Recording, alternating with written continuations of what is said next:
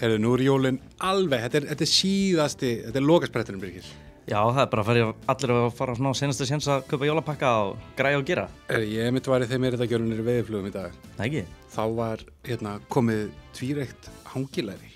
Og Gretar stendur sneiðir þetta niður.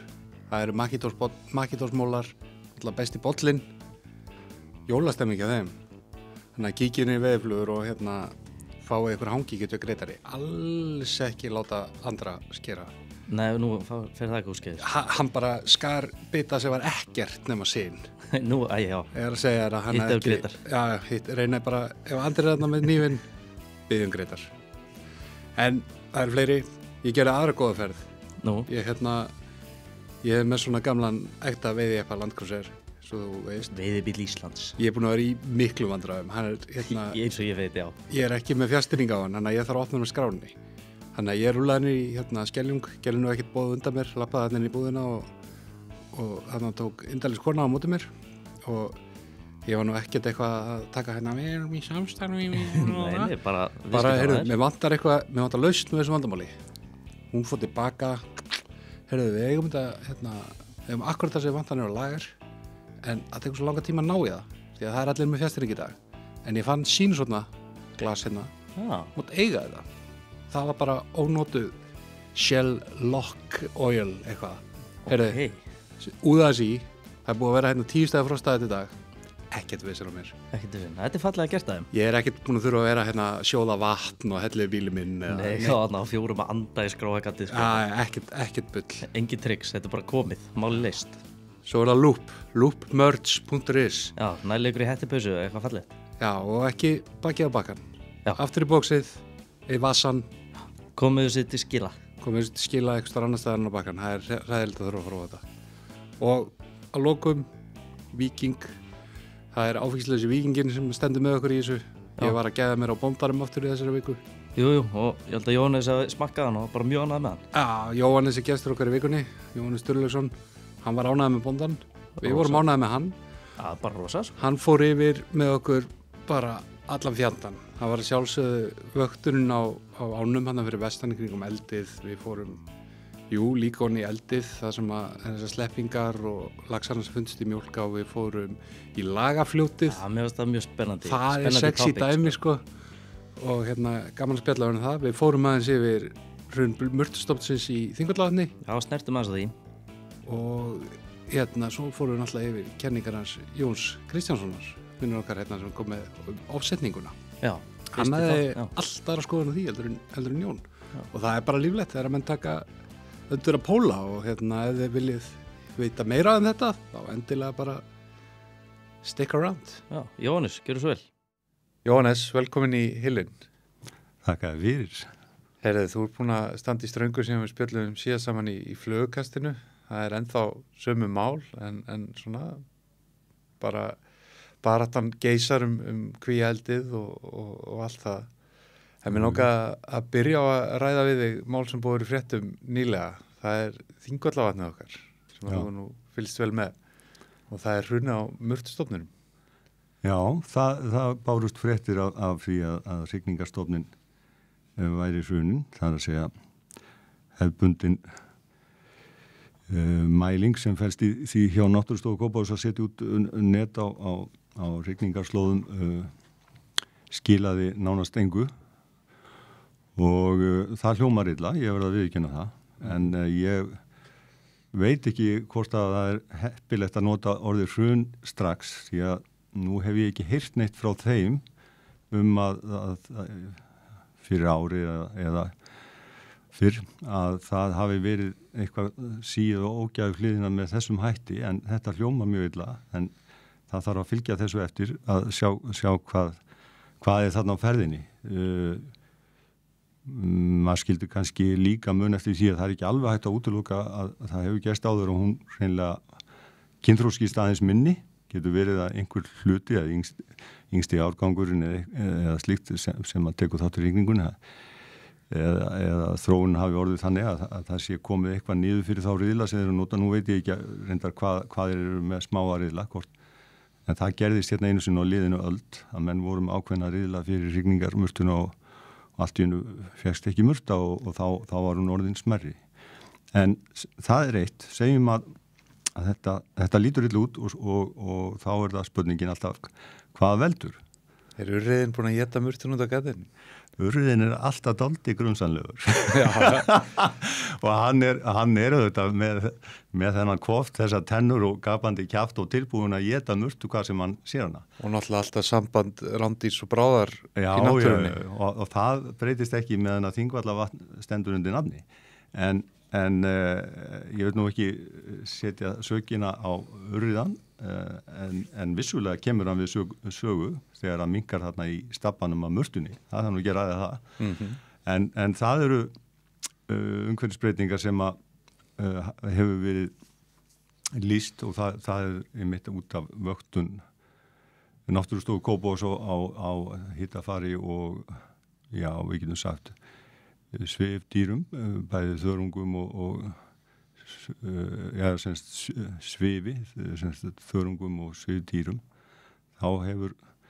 þá hafa þeir safnað upplýsingum þessa þætti og hítast í eitt og sér búið að breytast afgerandi samkvæmt þeirra gögnum og það er svona eitt og sér vinnur gegn bleikju, hvort sem það er murta eða önnur afbrigði og menn skildu hafa það sannarlega í huga, sérstaklega með murtuna því að hún er auðvitað í hitaskiptalaginu allt sumarið. Hitaskiptalagið auðvitað segi ég, en það er ekki allir sem þekkja hvað er hitaskiptalag, en það myndast á vorin í maí í Þingvallavatni og brotnar upp í september og það er sem sagt fljótandi lag í yfirborðinu sem er miklu heitara heldur en allt annað það sem neðar er. Það er kannski fallum þessuna 2 gráður á bara örlitlu bili þegar út komið niður á yfirleitt 15-20 eða ég var að segja 20-25 metra dýpi og þarna uppi í þessum hita er murtan miklu meira heldur en hinnar bleikjurnar. Þetta er eitt sem að hefur áhrif og þó að manni finnist af því að þetta er í tvennum skilningi svalasta vatn Íslands.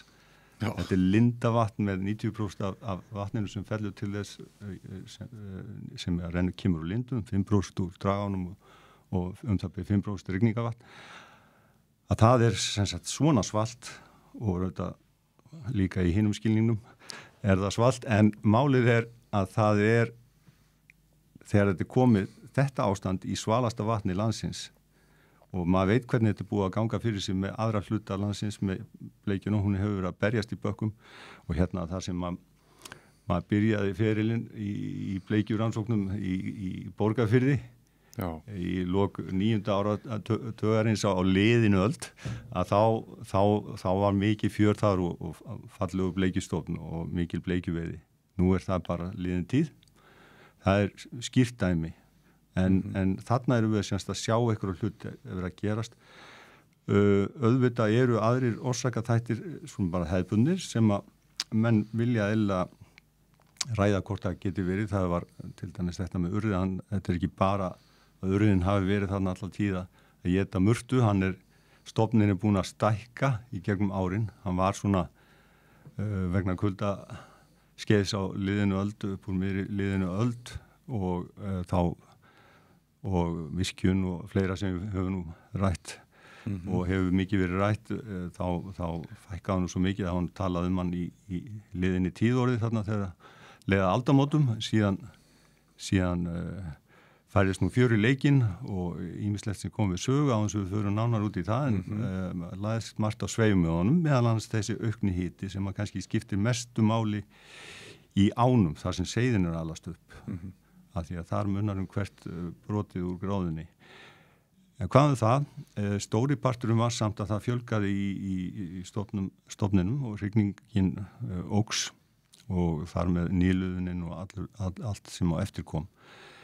En stækkandi urriðastofn, það er meira sem að hann þarf til sín af murtu því það er aðalfæðan þegar hann orðin ákveði stór, hann er nú meira bara leið og hann getur farið að breiða hana, þá er hann komin á stað, þannig hann er alla sína tíð nánast eftir að hann sleppir seiðast í, þá er þetta bara aðalfæðan og það er þannig að þá hugsa menn, já, hvað eru við að sleppa þessum blessaða urriða þegar þegar hann bara að rústa mörtun okkar, þetta í lagi?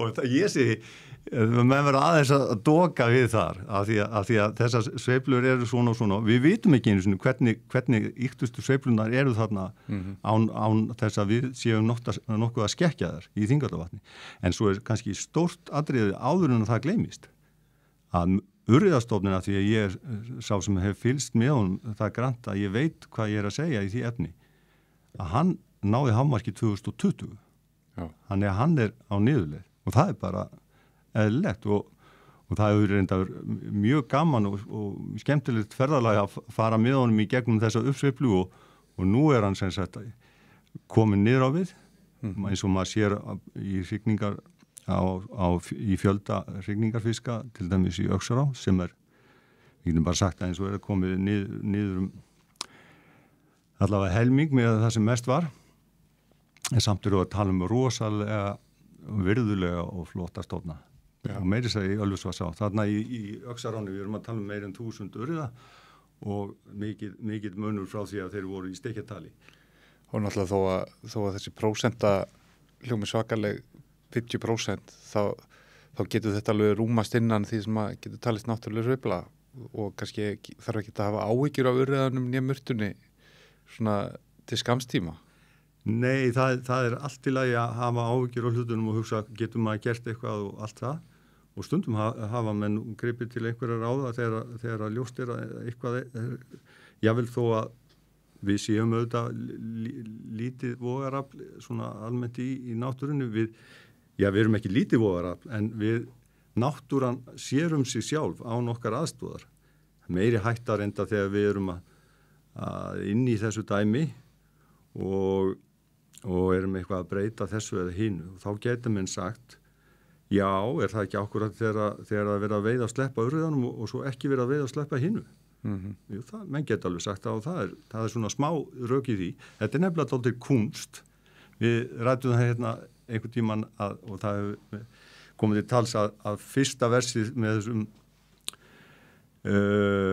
rannsóknum sem að maður hefur stundað þarna mjög ítalugum og stundar enn álega á urriðanum var að færa fram upplýsingar sem enginn hafði allt mögulegt og ómögulegt og á meðal þess var að hann væri allt vatn, hvort sem hann kæmi úr þessari áni eða hinni áni jável þó að hann hefði svona meiri dvöl á einu svæðin öðru, þá fór fiskurinn allt vatn, það þýddi það að menn þurftu að leggja saman á árar að nýta hann með skynsemi það gildir leindan allan pakkan, það gildir tegundunar allar saman og allt vatni, þannig að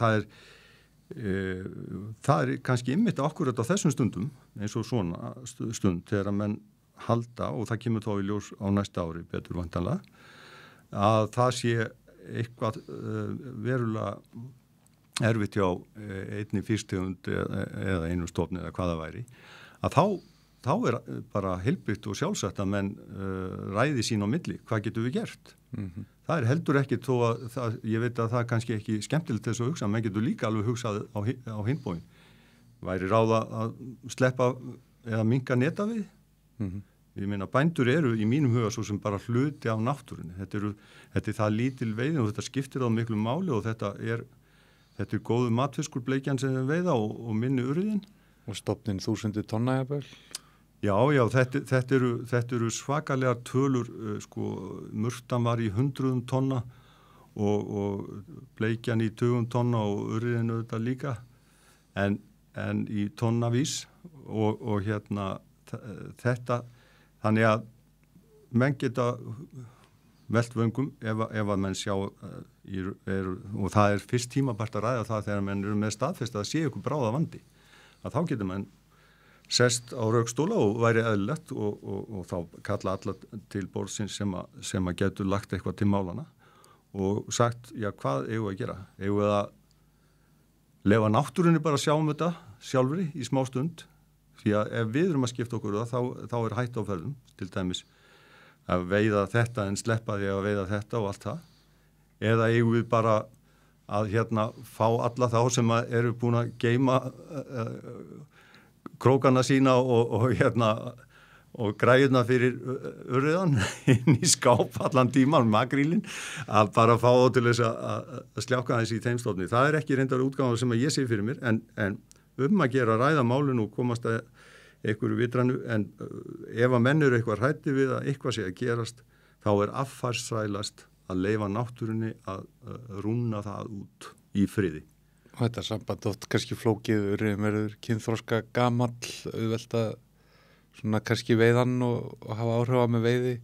Murtan, þú veistu, er það villisa, bleikjan hefur náttúrulega þessa hvað maður segja, tendency að þegar að harnar í árið þá verður hún kynþroska minni og breytir sér og laða segja því.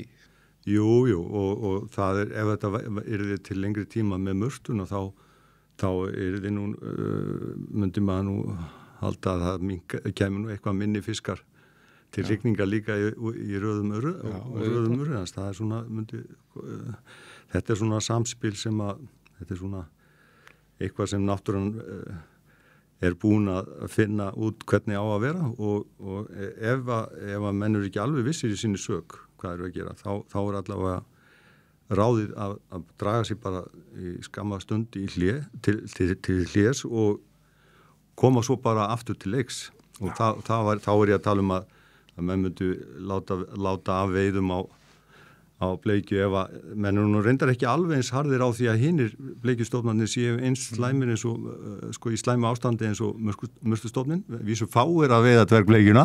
Já, skiljanlega.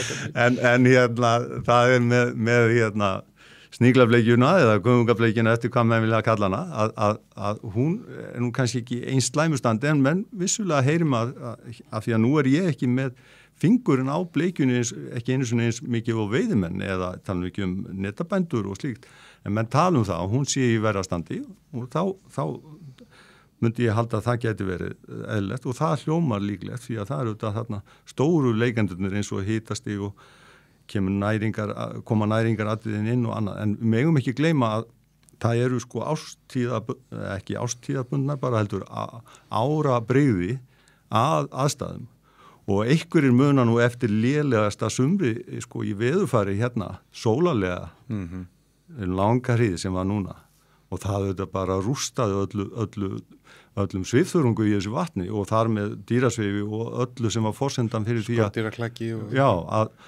þannig að menn þessuna verðum við að svona staldra við gott að, þú veist, menn eru bara klárir alltaf í umræðina og það er fínt og það verður til þess á næsta ári þegar allt fer á stað með hækkandi sól að þá eru menn á útkiki hvernig er staðan og þar á meðal þeir aðila sem eiga að standa í rannsóknum og annað slíkt. Náttúrulega við þreytist ekki á að segja þetta í þessar umræðu við eigum til helvítið svo oft var það góðum ásetningi þessu hjá okkur en það er auðvitað flóknara líka samingi í svona vatni eins og Þingallavatn varandi þú talar sólarljós, við tölum fráreynsli hitastig þá aftur hversu tært vatnið er, hversu langt sólarljósi kemst og þetta er flóknar en svo það skiptir allir máli hvort að urriðarnir séu 500 eða 1000 eða 2000 kannski sem að rigna í Þingvallavatni. Já, það er stundum þannig að það sem að ræður er svo miklu áhrifameira heldur en það sem að maður er kannski helst að hugsa um. Þetta er svona, það minnir á þegar maður var að eltast við laxaseiði hérna í Breiðafirði í gamla daga með netum og ætlaði að gera góðan túr hérna sérstaklega þegar maður var að eltast við seiði sem fóru á stað og úr habitinni kannski allt upp í 1 milljón seiði á einum degi sleppt og nú skildi maður nú aldeilis hérna setja í seiðin á leiðin út sem að maður gerði á nokkru marki en þá fekk maður í andlitið 1 milljón seiði en kannski aðalega veiða ufsa. Já. sem myndi mann á hvað þetta eru svakalega tölur í þessu oft og það á ég við að áhrifin já, einhverju sem að maður er ekki endilega með í huga sem einhvern áhrif á þátt eins og samspil hitastigs, næringarefna og frumframleiðni og áhrifana á ætis. Þetta er kannski ekki alveg efstinglandi í hausnum á manni dagstæli af því að maður vil nú helst vera svona að horfa á stærri einingar og máta sig við eitthvað sem reyfir sig meira svona fyrir augunum á manni. Það er auðvitað að tala um urriðan og það er auðvitað að tala um skarfin og fiskjöfundina og allt þetta, skilur. Já, það er nú málið. Þannig. Já, það verður gaman að fylgjast með og sjá hvort þeir ná að fá endurteknu niðurstöðu á þessar rannsóknir sínar á næsta ári. Vonum bara ekki. Já, við vonum sannarlega ekki, en það kemur allavega meir í botn í máli og það er það sem þarf. Já, en svona jákvæðri hlutum, þar sem að þú verið að vakta og sagðir okkur... Reyndar vil ég segja eitt sem, svo að menn munið það, að ég var að tala urriðan út allt vatn.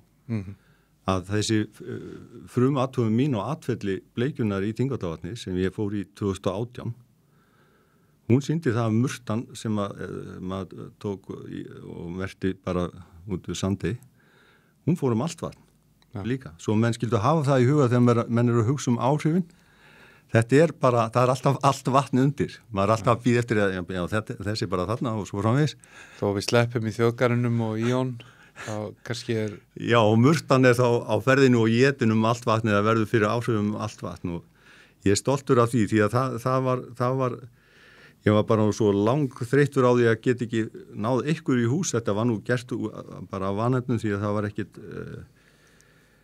var ekki svona styrkjalega neitt en vera með alla þessar stöðvar úti sem ég er með fyrir urriðan og er til þess að skráferðir. Það er nú 8. árið núna sem ég er að skráferðir hans allt árið kring. Það er þetta og þar á meðal urriða sem að láti ekki degan síðan, svo ég bara klárið þess að Þingvalla var umræðið okkar á því að í sumar þá sá ég til dæmis að þar var á ferðinni frægur urriði sem þegar maður segir frægur þá er þetta nú svona alltaf heima tilbúin fræð en það er sama. Já, hann hefur verið í kassanum hjá þér í urriðagöngunni. Ég mert hann í Ölfusvatnsáni hérna 2015 með rafeindafiskmerki af gerð hljóðsendimerkja sem að senda út upplýsingar hér ég og dýpið á mér er þetta og hittin er þetta hjá mér og þegar þeir eru í sviði það sem það er skráð landfræðilega því að þeim er aða út á ákveðin hátt skráningastöðum þá koma þær upplýsingar og sá fiskur hann var búin að vera tæp 2 ára að senda út upplýsingar eiginferðir, það var Hryggna sem var nú reyndar yfir 70 cm þá og það sem gerist er það að svo veiðimaður hana þarna í júli 2017 ég losa merkið af svo var nú reyndar ekkit langt löngu síðar að það var nú annar veiðimaður sem slæmir í hana ef mann rétt en aftur fór hún út í svo heyri ég nú ekkit af henni þarna fyrir en 2017 held ég frekar en 18 þá hitt ég hana á riðunum aftur í Ölfusvatnsá og þá, 2017 vantarlega og seti ég hann á slöngumerki bara, eða sko annað aukað, þetta er alltaf að vaksa úr þannig að ég var búin að setja eftir ég tók rafeindamerki. Svo 2019 þá hitti ég hana aftur í Ölfusvatnsáni og þá sagði ég það verður bara bæta á hana öðru rafeindamerki, þetta gengur ekki, það geti orðið skemmtileg sería. Þannig að þið sjáu og það var ennþá að senda núna 2019, 20, 21 og það eru sumar ennþá tikkandi. Þannig að við erum að tala um hvernig þetta getur nú verið, en ég ætla nú ekki að gera út af við þetta spjall okkar hérna. Nei, þetta er allt saman mjög áhugavert, Jóhannes, þvert á móti. En já, þetta auðvitað eldir urriðin murtuna og bara samband Randís og Bráðar. Já, sannarlega. Og gaman að sjá það í rauninni líka að þegar hann stingur svo niður ákveðnum tíma þegar hún er að fara svona í vetursveitistetningar þá er hann allt í einu komið niður á 60-70 metra dýpi takk fyrir fá sér bita. Já, magna. Þetta er magnaða skepnur og kannski mitt sláum út af því að það er kannski fleiri þættir í svona stóra saminginu sem geta haft áhrif á þessa stofna. Sannarlega, þetta er fjölþætt. Heyrðu, Lagarfljót. Þú sagðir okkur aðeins frá því hérna í flugukastinum árið að þú værir að sleppa það seiðum og fylgjast með endurkomu og svona. Jú. Hvað er að frétta því? Ég sá okkur á myndaði með eitthvað óulegan dreka og... Já, maður er bara orðinni svo alvöru veiðmaður. Já, farin að taka svona, gera stóran og svona, alveg öll trikkin. Það er bara allur bakki, maður er svíst einskis. Nei. Þannig að... Það er ekki nóg að þessi stóra. Nei, þú veist, og þegar maður er handleggja langur, þá auðvitað býr maður að því. Já, maður gera það. Já, þegar þú ert stór líka, þá getur ekki haldið á hann. Nei, en það er dálítið vesinn þegar maður er svona hlemmi stóri eins og maður er, að þess vegna þarf maður að bæta einhvern veginn upp.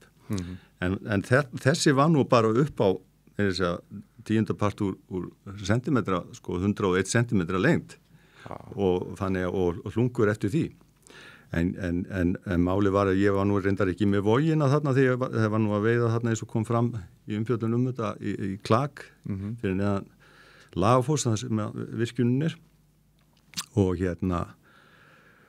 og síðan fer hann með sínum konum eða regnum í Klagið í Seiðaldistöðuna sem hann var kristur í haust ítrekkað og síðan ætlaði ég að hitta félagann til þess að taka almennilega mælingu en ég verður nú að segja sko þó að ég ætla ekki alveg að segja kannski skilur við þennan dreka að hann lét lífið þar áður en ég náði fundum hans. Já.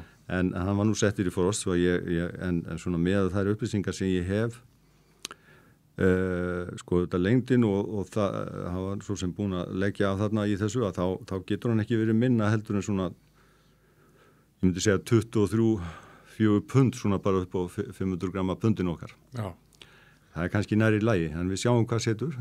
En málið að, já, hann svona tákgerfingur fiskræktarinn að þarna kannski skulum við segja, við skulum nota þá orð því að þetta líklega stærsti fiskur sem að hefur endurheimst svo sanna sér, það nú bara þannig að því að hann var örmertur og allan pakkan úr fiskrækt. Já. Það nú bara þannig og ég hef nú handlengið á nokkra úr svona annars konar fiskrækt eins og í hafbetin í gamla dag og slíkt.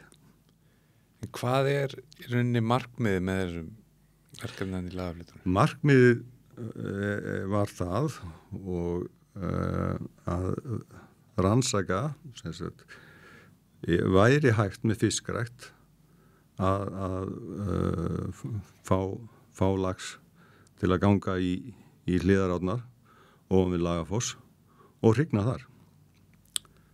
Það eru náttúrulega fjölmargar og fallegar sumar, ég hef nú veitt þarna í allavega 3 af þeim. Já.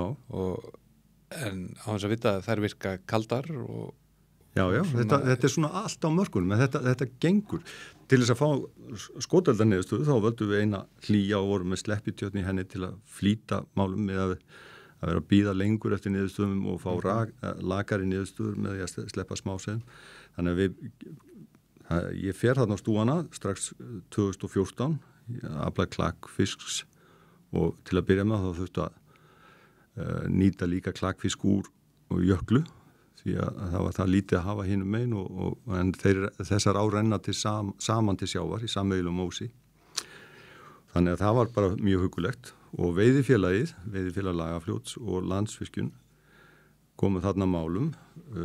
Þetta var, veiðifélagi vildi eðlilega að leita væri leiða til þess að bæta fyrir þá þann mikla skaða, við skulum bara segja það eins og sem að Fljótsdalsvirkjun eða sem sagt allt trallið, allt frá Kárahnjúka dæminu og þessi virkjun sem Fljótsdalsvirkjun sem að fylgir á endanum færði yfir í Lagafljót. Það að segja jökulvatn og jöklu leitt yfir og rýni vassins, smádýra, þörungavistin, smádýralífið, fuglalífið, fiskalífið eða líffiska og fugla.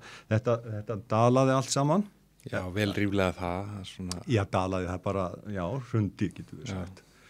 Og þá þetta bara eðlilegt og sjálfsagt að aðilar sem að nýta auðlindina skili því tilbaka sem hægt að skila tilbaka. Það var ekki hægt að fara bara og rækta hæginn þannig að fiskilega séð bara á staðnum. Aðstæður bara voru ekki þannig. Og þá var það bara næsta vers. Hvað hægt að gera annað? Jú, það eru fiskar sem ganga til sjávar.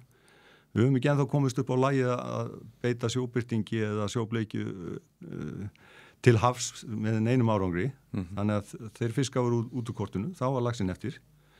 Það var þekkt að hann gæti þrifist þarna en það hefur gengið mjög illa að fá nokkuð svo gagn væri að þarna en menn voru sammálaðið það, nú skildi bara gera tilraun sem að væri marktæk og ég sagði bara strax að marktæk í þessu gerfi það þýðir að það er að vera ansi viðamikil rannsókn í fjöldatalið. Svo við bara, það var ákveðið og eins og ég segi árlega frá 2014 og ég var nú að veiða síðast í Klak í haust þá búið að standa í þessu og þetta tekur allt sinn tíma, fyrsta slepping 2016 og þá var keyrt á það að fá bændur í lið með sér að veiði í net 2016, 17, 18 og 19 til að fá niðurstöðuna því að það er ekki hægt að vegna þess faratálma sem laga fór sér þá er ekki hægt að fá botn í hlutina bara með hefðbundinni aðferð að bíða bara í árásnum og telja lagsinu upp.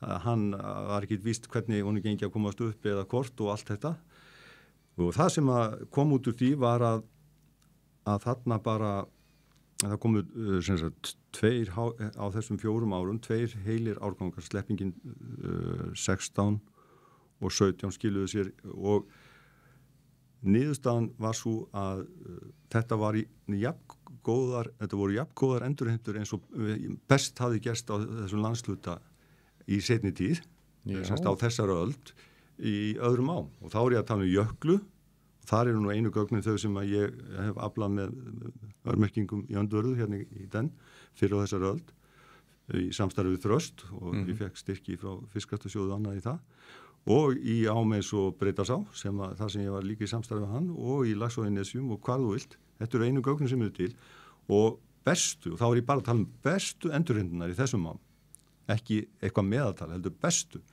Þetta var til jafns á við bestu niðurstöðunar úr þeim á.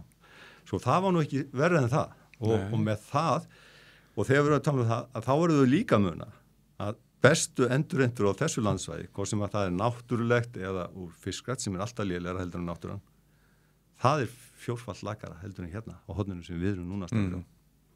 Það er bara býttin sem eru út af hafinu sem býður hérna fyrir utan. Allt annað önnur skilyrði og það segir sér sjálft að það er erfiðar að stunda fiskrækt á svoleiðis stað. En hérna þessi stíi sem er hann illfær eða finnur laxinn hann ekki eða hvernig? Já, það er akkurat bara rétta framhaldið af þessu sem við vorum að tala um áðan. Þegar að þarna er komið 2019 þá sjáum við að nú er eina viti, nú erum við búin að fá svari við þessari spurningu. Hann fer út og kemur tilbaka? Já, og við erum að fá það ansi vel og gerum þetta mjög vel. Við tökum ekki bara örmerkin, við tökum líka hreistur og við lesum og þá getum séð að ef hann fer ári seinna út en kemur samt tilbaka, við vitum alveg hvað er að gerast. Fáum afturbata hóplags með þessu kerfi, þetta er dálítið gott. Já. En þá er komið að því, já, vitum þetta, næsta vers á dagskrá, þessi fiskur það er ljóst að menn hafa talið að hann væri ekki að virka. En menn höfðu aldrei neina sönnum fyrir því. Því menn vissu aldrei hverju þau áttu vona á eða hvort það var eitthvað að gangi yfir leitt eða hvernig þetta var saman skrúað. Það er auðvitað að týna 100 lögsum í lagafleti. Já, en þegar við vissum alveg hvað var að fara frá okkur og við vorum búinir að fá staðfestingu á því þarna 16, 17, 18 og 19 að hvernig þetta gekk fyrir sig að hann væri að skila svo hafi. Þá vissum við líka að nú er komið tíma á það að nú bara tökum við netinu upp og þá ætti eitthvað svipað að skila sér upp stigan ef hann er að virka. Því miður virkaði ekki 2020, þá er sem þetta er nú eitthvað tilvallandi. Og það vissum við strax í byrjun að það dygði ekki 1 ár, það er ekki frekar en murtan, það verður bara að sjá þetta. Og þá 2020, 21, 22 öll árin ekki að virka. Það virkaði að ákveðnu leiti, þetta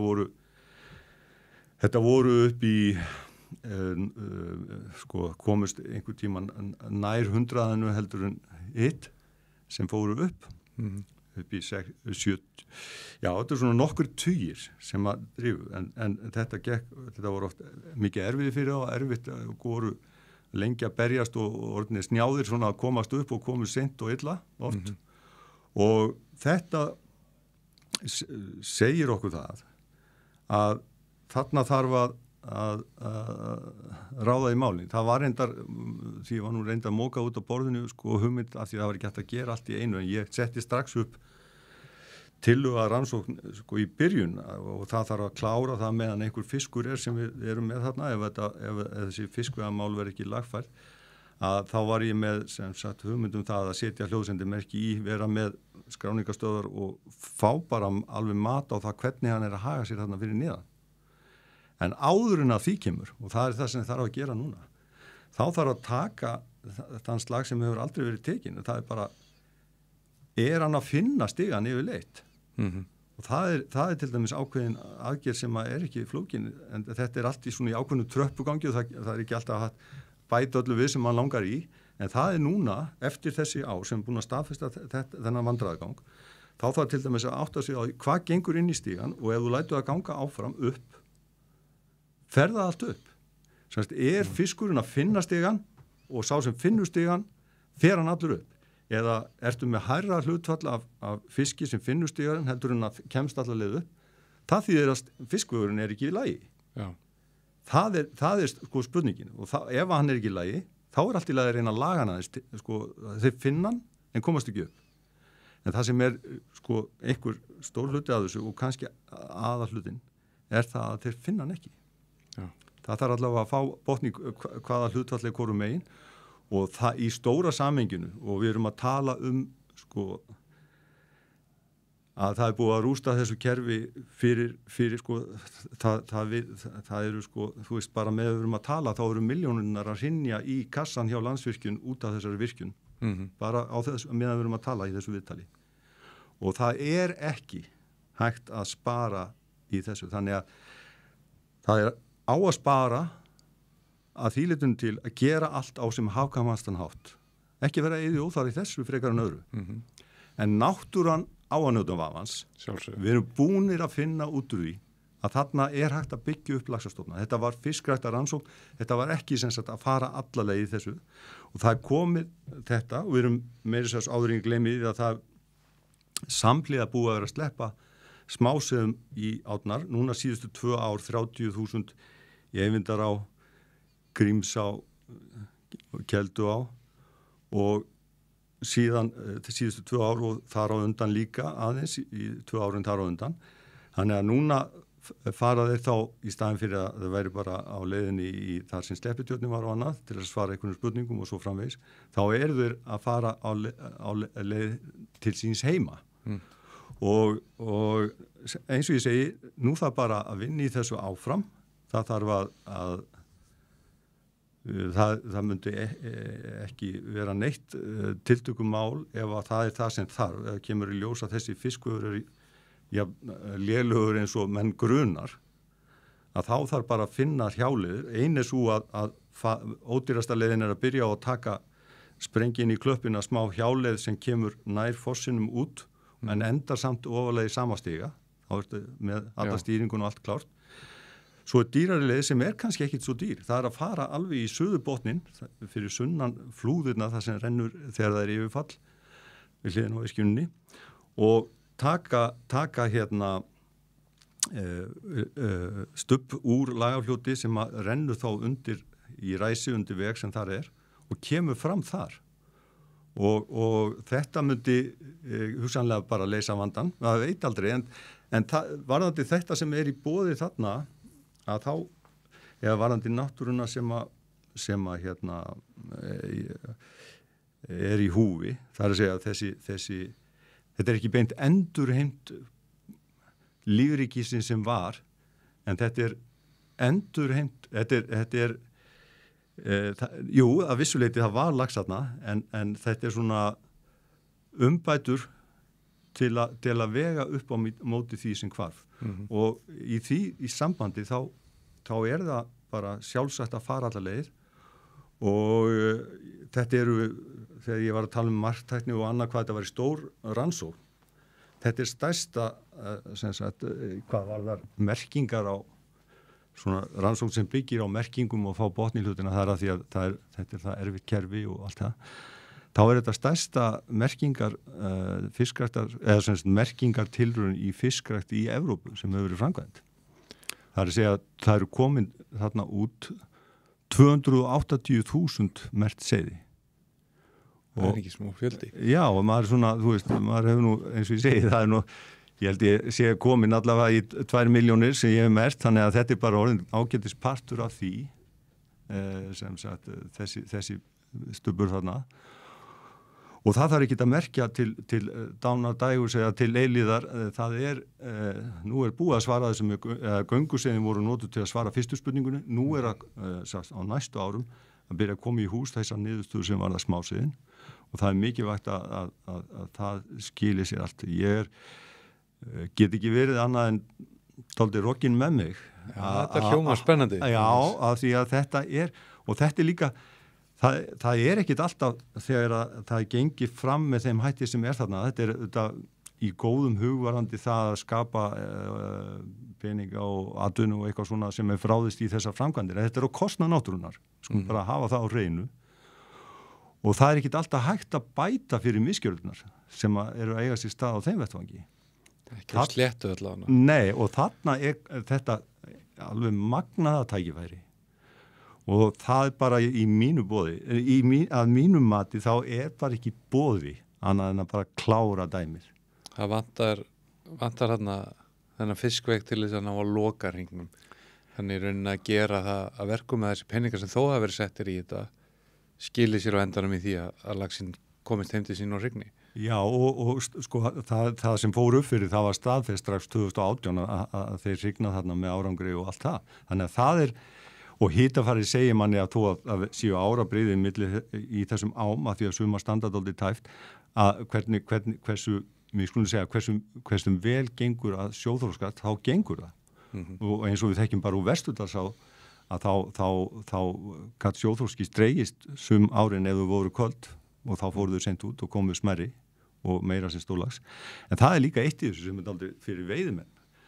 Að þarna eru við með það sem þetta meira norðanvert á landinu, stórlags. En hvað skildið þið hafi verið, hlutfallið? Það var meira en helmingur.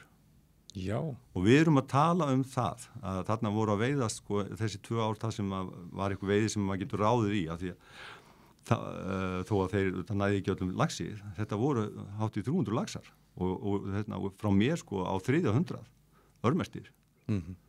Og það væri nú einhverjir tilbúinir sko á betri landsvæðum sem að henda betur og betri á sko að fá einhverja 300 laxa hérna fyrir ákveði. Þannig að í erfiðasta vatnakerfi landsins, segjum það bara eins og þetta erfiðasta vatnakerfi landsins og þótt víða væri leitað.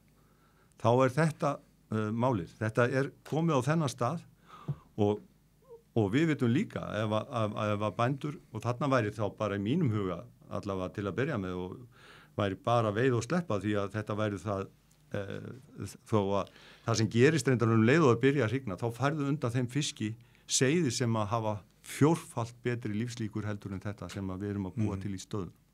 Þannig að það munar nú aldrei þess að skipta yfir í þann gír, en þá ertu komið með stórlags í þessar ár sem eru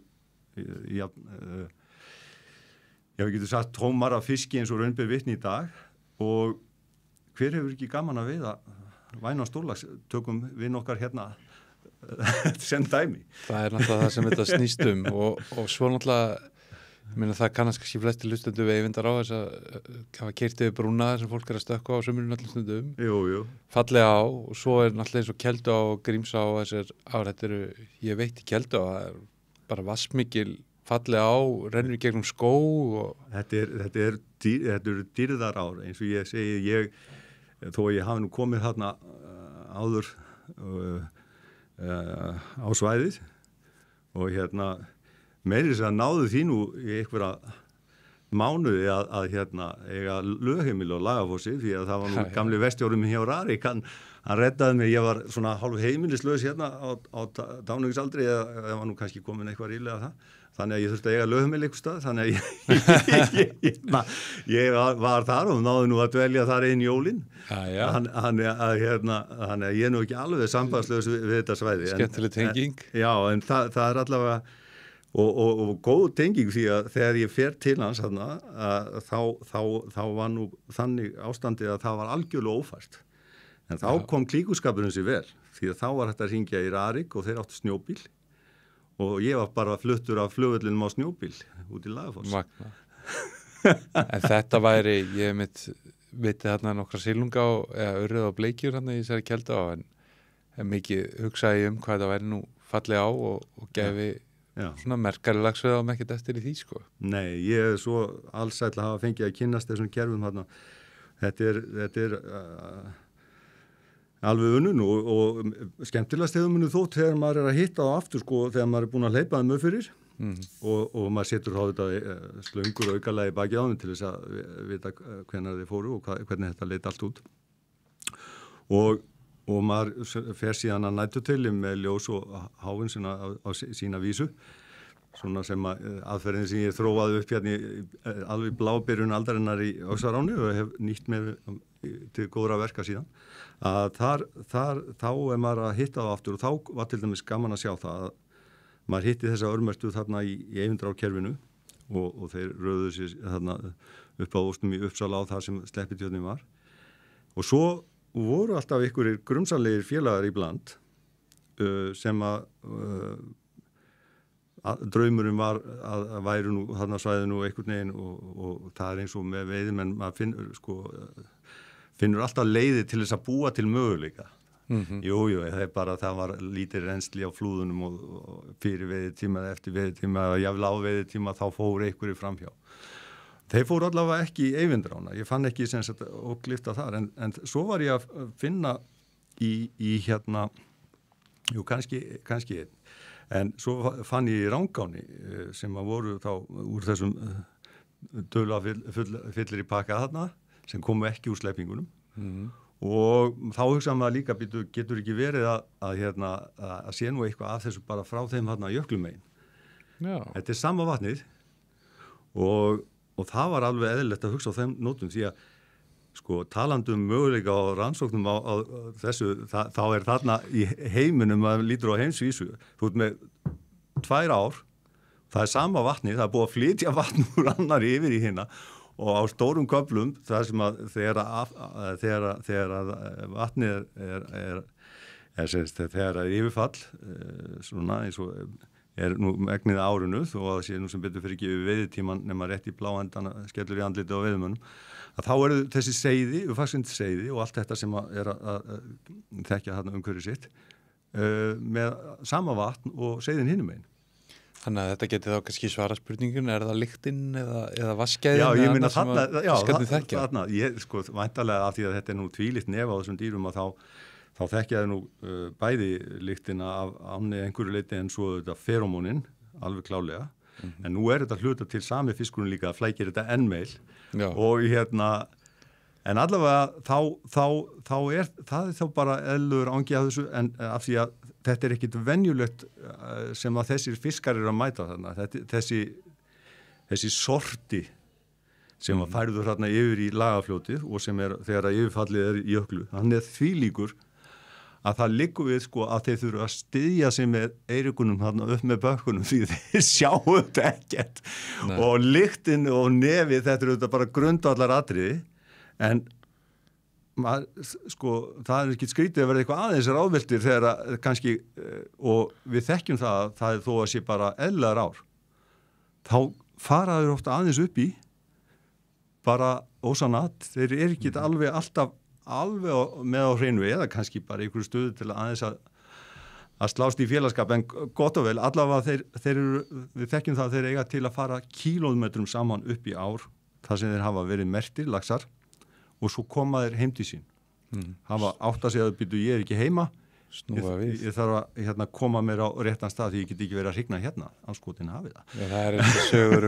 fiskamerta í Grímsá sem við svo í Þverá eða Já og þarna var reyndar einn af þessum sem ég merti þarna fyrir ofan hann veit ég síðan í ósnum í Fossá Jöklumegin Já það haustið þegar var komið fram að harða hrygningu þannig að það er svona ákveðið samspil þarna en þeir eru alveg magnaðir í, þetta eru sko þær erfiðustu aðstæður sem að maður hefur augun litið og samt eins og vanalega ekkert en það er reyndar eitt forvitnilegt að þeir eru þessir alveg bara eins og maður þekkir úr öðrum rannsóknum sem maður hefur framkvæmt þeir fara upp í ósa á leiðinni og hvaða ósa skildu þeir sem kom úr jökulvatni fara í? Jú, auðvitað ósa jökulvatna og maður þurft að leiði þá hugan að því hvar byrjar þetta jökulvatna upp á hálendi Er það nokkuð að tengjast það sem var byrjunin á hinnu? Það nú reyndar ekki alveg þannig í þessu tilfelli, en ég get nefnt dæmi. Allavega 2 örmerktir úr þessari grúpu, þeir hafa viðst í net í Þjórsá. Já. Já. Og það bara þetta var sama eins og gerðist í Blöndu og svona, þessir komu fiskar úr Skjálfandafljóti. En þetta er bara hinum megin á landinu. Sko. Já, en þetta hinum megin á landinu, en þeir þurfa að koma ykkur starf á landi og við höfum nú rætt það áður Já, þeir sigla með landinu. Já, og sem dæmi að þegar ég merkti í Breiðdalsáni, það var nú svona smá saga sem ég setti þarna hjá vefinn hjá Þresti í gamla daga, en það er nú allt til að ryðja hann upp að þá fór ég eitt skipti og það var allt gert því að það átt að gera þetta allt svo flott og alveg upp á nýjan leik og reyna, þú veist, að þá var eitt þarna, það var aðlaga seiðin í Tjörn á svæðinu þarna upp í þarna, það sem Tinnudal sá þarna upp í Norðurdal eða sem sagt já, þeim megin og ég bara hreinlega, sko, þarna setti ég einn hóp út í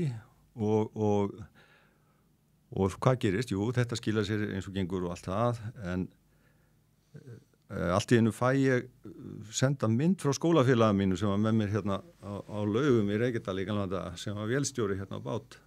Og þá voru þeir á línuveiðum hérna á Reykjaneshryggnum.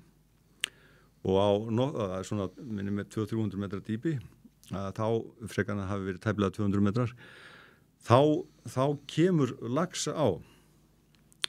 Og hann nú bara senda mig myndina af því að hann svo helviti stór og flottur.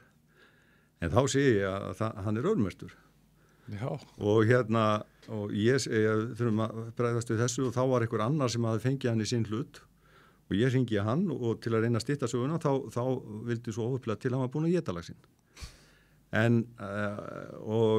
hann og sagði, veit, já, þetta því miður og ég bý í fjölbýlishúsi hérna upp í Breiðholti og þetta bara farið niður rörið og í tunnuna niður í kjallara fyrir löngu síðan. Ég sagði þetta skipti gríðarlegum máli að fá botn í þetta, sagði ég. Hann svona var nú ekkit ægilega spenntur í þessar umræðu. En ég hef grunum að hann hafi fundið 66, eða sem sagt bláa víninglóan, eins og við köllum það, frá 66. Allavega fór hann niður, ég vona hann hafi fundið glóan. Og rótaði þessum helvítstunnum, fann hausinn. Ég sótti hausinn og út úr því kom að þetta var laxinn. Og þetta minnir okkur bara á þetta sem við erum að tala um. Fiskar ekkit að koma alltaf, þetta væri ægilega heppilegt að þeir kæmu bara eins og flugvélar sko, og myndu lenda bara rétt fyrir utan sinn ós. En þeir bara að koma hér og þar að landinu og með þetta nef þá skiptir það engu máli. Það bara eins og labba eftir göngustíg fyrir okkur, upplýstan. Vera á upplýstum göngustíg á ferðinni því að þeir bara á sjálfstáðum halda áfram þangað til þeir finna sína á og þannig var það með þennan gaur svo að þessi útúrdúr skilir sér. Þetta magna. En sem sagt þetta svæði þarna býður upp á möguleika Austurlandið og þetta sé nú margt erfiðara að eiga við og við getum bara sagt að kannski að fyrst að var gengið þarna á náttúruna, fyrst að þurft að fara þannig að þessi virkjun fól þessa skerðingu á lífríkinu í för með sér. Þá allavega fallegt eða ljúft til þess að hugsa að þarna sé hægt að byggja upp laxastofna til að bæta fyrir það. Algjörlega.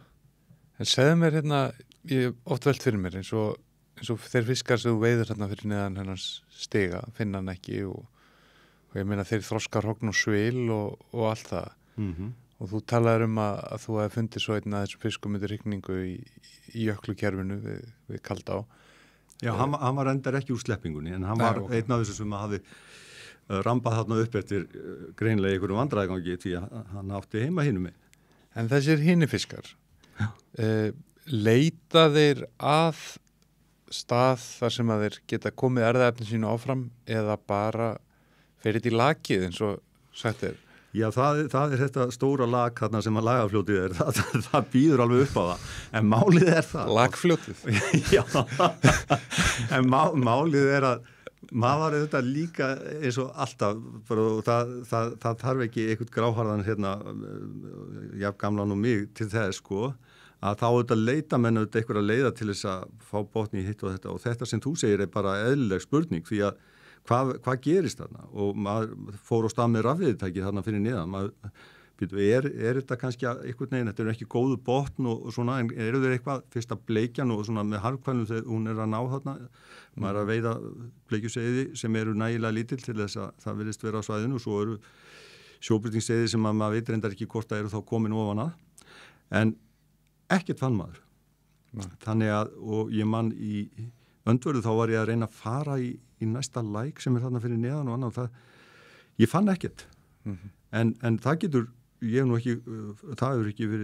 ekki fylgt því eftir sko núna rétt undanfærið, þannig að kannski eru einhverjir að skreiðast þar upp, það svona meira mýrarauðakent og annað, en þeir gera allt sem þeir geta þegar þeir eru komnir í vandræði og fyrstu vandræðin eru ef það lítið vatn í ám, maður mann eftir því einhvern tímann í Urriðáni, maður var nútið í þessum merkingum galda og maður merkti þarna fyrir Sigamá í Urriðáni og ég man að það kom eitthvað þurrkasumar og þeir komu veitust bara í Langármegin. En í mínum huga þá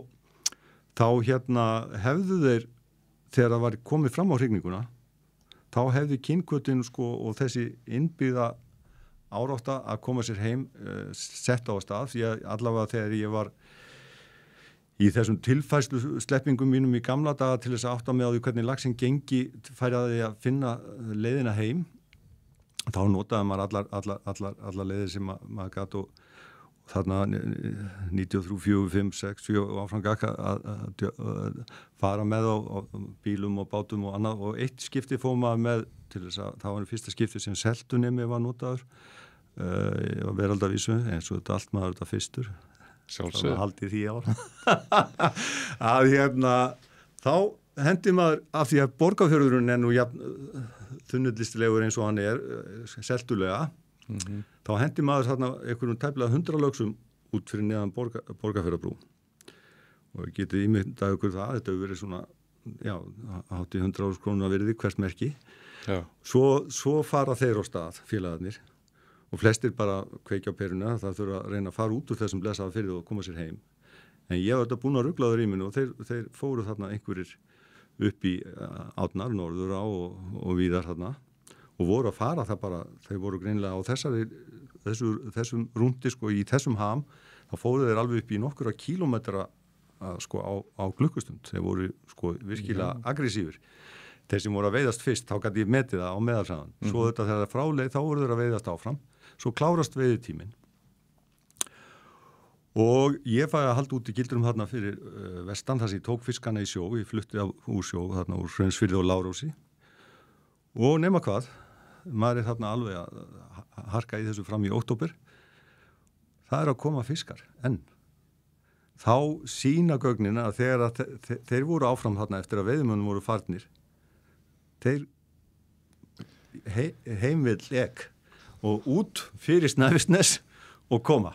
Það er magnað. Já, þannig að það er alls konar hlutir í þessu sem að maður skilur ekki til lítar en maður svona fær alltaf smá meiri botni í hlutina og minnst hvort þið sér hversu ótrúlega segir og aðlögunar hæfnin endalaus og viljinn þannig að það er nú þannig en ég allavega það er fyrst við erum komnir á þessar slóðir sko við erum komnir þarna út í haf svona þannig séð þó þessar strandransóknir á þessum tíma voru svona til að rannsaka þetta og ég hélt þessu reyndar aðeins áfram og var síðast með svona 8-vitamerki hérna í 2009 eða byrjað 2006 og alveg 2009 og 10 og það það má nú aðeins svona sko bara svona í grófum dráttum þetta hefur hvergi verið leikið eftir það er þetta ekki af því að maður sé þessi svakalegi snillingur en það er þannig að fyrsta lagi þarftu að hafa það í þér að gera hluti finna leiði til þess, nota nýjustu tækni og vísindi til þess að hjálpa þér og einmitt af því að maður er ekki sá rakni snillingur að upplægi þá maður á öllu þessu að halda og meira til og maður gerði það og það kostaði mikla vinnu og erfið því að þetta er ekki tekið upp úr skítnum eins og bændur segja og á þessum árum þá vorum við með hafbeitan og ég var svo lánsamur að í fyrsta lagi þegar ég að því að ég fór nú þarna með rannsóknunar, ótrúlegt að ég fór með rannsóknunar í fyrsta sinn út fyrir fjörumerkin á laxinum. Þetta hafði bara verið í ám og á ósasvæðum áður, rannsakað. Reynda að elda það út í stóra Já, hafið. fyrst með netum, lagnetum og flótnetum og svo vörpum og annað og endaði þarna Árna Friðriks með laxaflótur og allt það, en síðan þessi kapli sem kom strax sko á 1993 og áfram gakk með rafeindamerkin að koma þeim inn í þetta, þannig að við fengjum þessa fiska til að skrá ferði sína þarna úti og þá sá maður að hvort sem þú fórst með hann þarna á móti megin strandströmi eða undan megin strandströmi á bíl eða fórst, legði trillu og fórst út eða stærri bát og allt þetta eða ég vil bara hafði samband við vinnir og kunningja því að þetta var nú svona frístunda, maður var alltaf, það var ekki peningu fyrir öllu að fór kannski með tóran með svo klakki hérna út á 200 miljónar og kunningi sko tók bara maður tók þetta allt í salti í ósnum, í kér, spúlin á, út, slepptu 200 miljónar og svo bara komdu þeir heim og þá var maður þarna heima og beið og allt Þetta hefur ekkit verið leikið eftir og þetta segir að það svo náungis ég hitti á ekki verri staðheldur en Honolulu hérna á Hawaii á ráðstefnu. Já. Hann sagði, ég hef aldrei, og þetta var nú mest í spekingurinn að talið var í veröldinni, heyrt aðra eins jafn skýr dæmi hversu öflugur laxinn í röddum. Allt þetta og hann bara mættur en hann ekkit að eyða orkunni óþvara, hann tekur þetta bara á slóinu og kemur sér heim, finnur út hvert hann á að fara og allt það og það sko með 8-merkinu þá kom svona auka hluti af þetta seltan og allt þetta var svo skemmtilegt vissulega, en þá sá maður eins og þegar maður fekk hérna, við tókum nú hérna eitt tóarinn frá HB Granda fyrir mig einu sinni hérna og henduðum hérna út á Reykjanes. Og þegar þeir lenda, eftir að þeim sleppt frá skipinu, þá byrjaði bara að taka hringinn. Þú veist bara, hvar í anskotanum ég? Þá sérðu bara því að áttavitin að skrá. Já. Og þú veist, það bara, það sko ekki bara tekinn hringurinn, það spólað niður í spíral, sko, niður í dýpri lög og djöflast það. Já. Og svo allt í einu gerist eitthvað og þetta tekur ekkit svo langa. Þá allt í hún heyrðu hann komin bara á stefnu. Þá bara félagi komin, bara farin að róa í gráði, bara hérna í róleitum, ég farin heim. Og svo sérðu bara að þegar hann kemur inn á grunnsæfið, þá breytir hann stíl. Þá þarf nebbin að fara í gagnið og þá fer allt að verða óreglulegra því að hann fer að skríða með ströndinni. En þá hann komin inn á það svæði. Og seltan og annað sýnir þetta líka og að því að þetta eins og alþjóð veit og þótt við að vera leita þá ég er búin að gera þetta allt fyrstur í veröldunni að þá þegar ég fyrstur skráði ferði laxa hérna 2005 sem að tóku allan hringin í ætisöflun í sjó sem ég gerði með hóplaxi úr Borsá þá var þetta ekki bara spurningin að skoða hvernig var að koma heim til sín heldur alveg út á ætislóð og jafnvel þó þeir fiskar eins og við höfum rætt hóplaxarnir séu bara sumalangt í dag svona á Íslandi meginlínan var aðeins öðru sér kannski áður fyrir og allt það að þá fara það beint út í Ballarhaf strax samt. Já, þeir eru ekki að hanga bara með sjóbyrnum í firðinum. Nei, það slæmur félagskapur. Reyndar ekki svo slæmur. En málið það að þá það svona. Jú. Völdum hittilega, vissulega fyrstum með fréttinnar og allt það. En það ekki alltaf hægt að njóta eldana endalaust. En málið það að árið eftir seti ég fyrsta seltumerkið. Og hvað gerist þá þegar hann hendist út upp Ballarhaf? Þá gerist það sem að maður hafa aðeins séð líka að það sama hvar þú ert með þessi dýr. Þetta uppsjávar fiskur. Og seltumerkið var á bakinu og það voru nemar sem að nema hversu leiðinin mikil á milli skauta. Þannig að þegar hann var þarna úti þá var hann það ofalega að koma fyrir tilvík að hann lyfti bakinu upp úr sjónum út í Ballarhafi og þá vissir þú bara býtu hann bara fljótandi yfirborðinu og það kom hann í svo sem ekkert á óvart því að Maður vissi sko að maður búin að mæla og hvað væri alltaf hangandi þarna uppi, jável bara á 2-3 metra dýpa meðaltalið þú væri að fara niður á mörg hundruð metra dýpi inn á milli í einhverjum hugleiðingum, bæði tengt æti og svo líka þegar þeir eru að í sambandi við rötunina á heimlið. En þarna sá maður þetta og þetta myndi mig á þegar ég var með Norðmönnum og Finnum í norrænni rannsókn hérna í Þrándheinsfirði í Noregi. Þá vorum við með svona sendimerki nema að við vorum á bát, rannsóknarskipi Fjordfangst, litlum svona og þá vorum við með stefnuvirkan nema og settum bara seiðin út í Þrándheinsfirði og eltum og þá var maður kannski, við náðum að komast, fylgja þeim eftir allt, sko, langt út úr firðinum, allt upp í 60 km leið. Og þá sá maður að stundum þegar maður var með þetta pípandi, sko, að því við vorum, það var simrat og að fengi til að tengja þetta, þannig að við gátum séð þetta á sónarnum líka, blikkið og pípið og allt, að þá allinu, þá hugsaðum maður, hvað ætlar hann að keyra í bátinn? Leit út, þá var félaginn bara stökkvandi hérna maður komin lengst til hafs. Þetta bara það sem maður sá líka þegar maður var að veiða seiðin á leiðinni til hafs og annað. Ef þeir gýrnum þá eru það þarna uppi en maður sá munin, maður sá þegar Konni Þóris frá Hafró með mér í þessu í denna þá á daginn voru þeir svona utan færisfuglana mestu leiti að reynda að vera það allavega, það voru alltaf teknir íbland en á nóttunni þegar skeggja tók þá voru þeir bara alveg upp í bláu yfirborði. Það var bara eins og perlufesti efst í netinu þegar maður var með regnind. En meðan að þeir vissu, og þetta voru fiskar og fiskar, þetta er það mikið innbyggt þrátt fyrir allt upp í staðan aðeim. Þannig að já, eins og ég segi, tækin og tólin, þau hjálpa okkur að skilja þetta og þetta með allt sem bætist við að þessum nemum og annað, þetta gefur manni færi á að rýna aðeins betur í þetta allt saman. En það sem maður kannski þyrft að fylgja í lokin á þessu sjálfshóli mínu hérna í samvættu við hversu helviti góður ég er í þessum rannsóknum þó ég hafi nú ekki sko, haft aðstöðu til að stunda þetta í sjónum árabil núna þá er það bara það að þetta þarf að vera alltaf í gangi þar sé að svona okkar helstu rannsóknaraðilar sko, sem að hér eru í dag bara Hafrannsóknastofnun eðlilega og það gamla veiðimálið þarna undir á þessu sem hét lax- og silungsvið eða ferskvars lífríkissvið eða eitthvað slíkt en heitir nú, við skilum tekið þá umræðu eftir, heitir nú fiskeldis- og ferskvarsvið. Já. Veitu, hvernig fjáranum má það vera að þessi óskildu svið séu í einu sviði?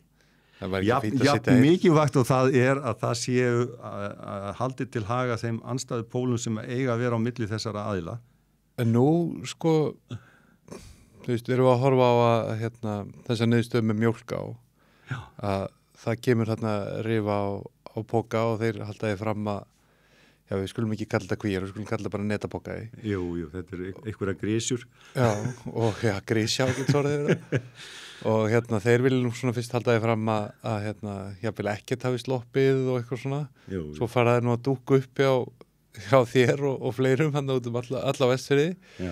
120 milljón króna sekt sem er nú helviti ríflega sekt á Íslandi. Þetta er úrlega bara eitthvað meðlíku við.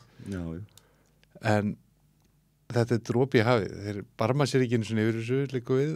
Jú, þeir reynda að kæra þetta. Þeir alltaf kæra þetta reyndar sem er svona sýnir enn frekar þeirra rétta andlit því að þeir eru þetta búnir eins og sektin sýnir, þeir eru búnir að svína á því sem skildunum sem þeir átt að gegna. Þeir sögðu ekki hvorki á réttum tíma né rétt frá.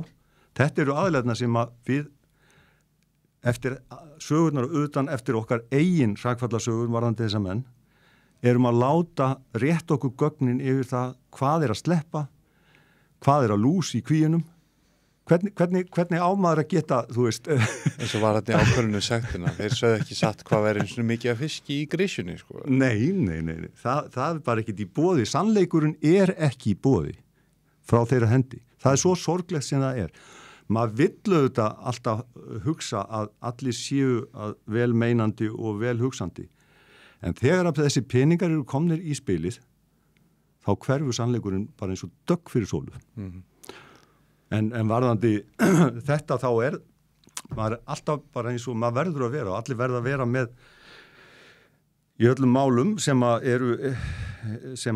þarf að sinna hverju sinni með von í brjósti að hluti geti gengið eðlilega fyrir sig og það ennþá þannig að maður alltaf að gæla við þá hugmynd að það sé að laga eitthvað þarna í þessu og bara fyrst við komnir inn á það þá vil ég nú halda því að setja það fram hérna því að það svona dálítið ánægilegt að það hefur aldrei og nú ég búin að vera að rannsaka þetta samfellt frá 2015 í samvinnu við heimamenn þarna við í Grænuhlíð í Bakadal og menn sem eiga þarna landað ám 3 ár sem að maður hefur verið að rannsaka Bakadalsá, Fífusstaðadals og Seludalsá að þá hefur maður verið þarna árlega og þetta ekki til, það ekkert enga svona upplýsingar til á landinu aðrar.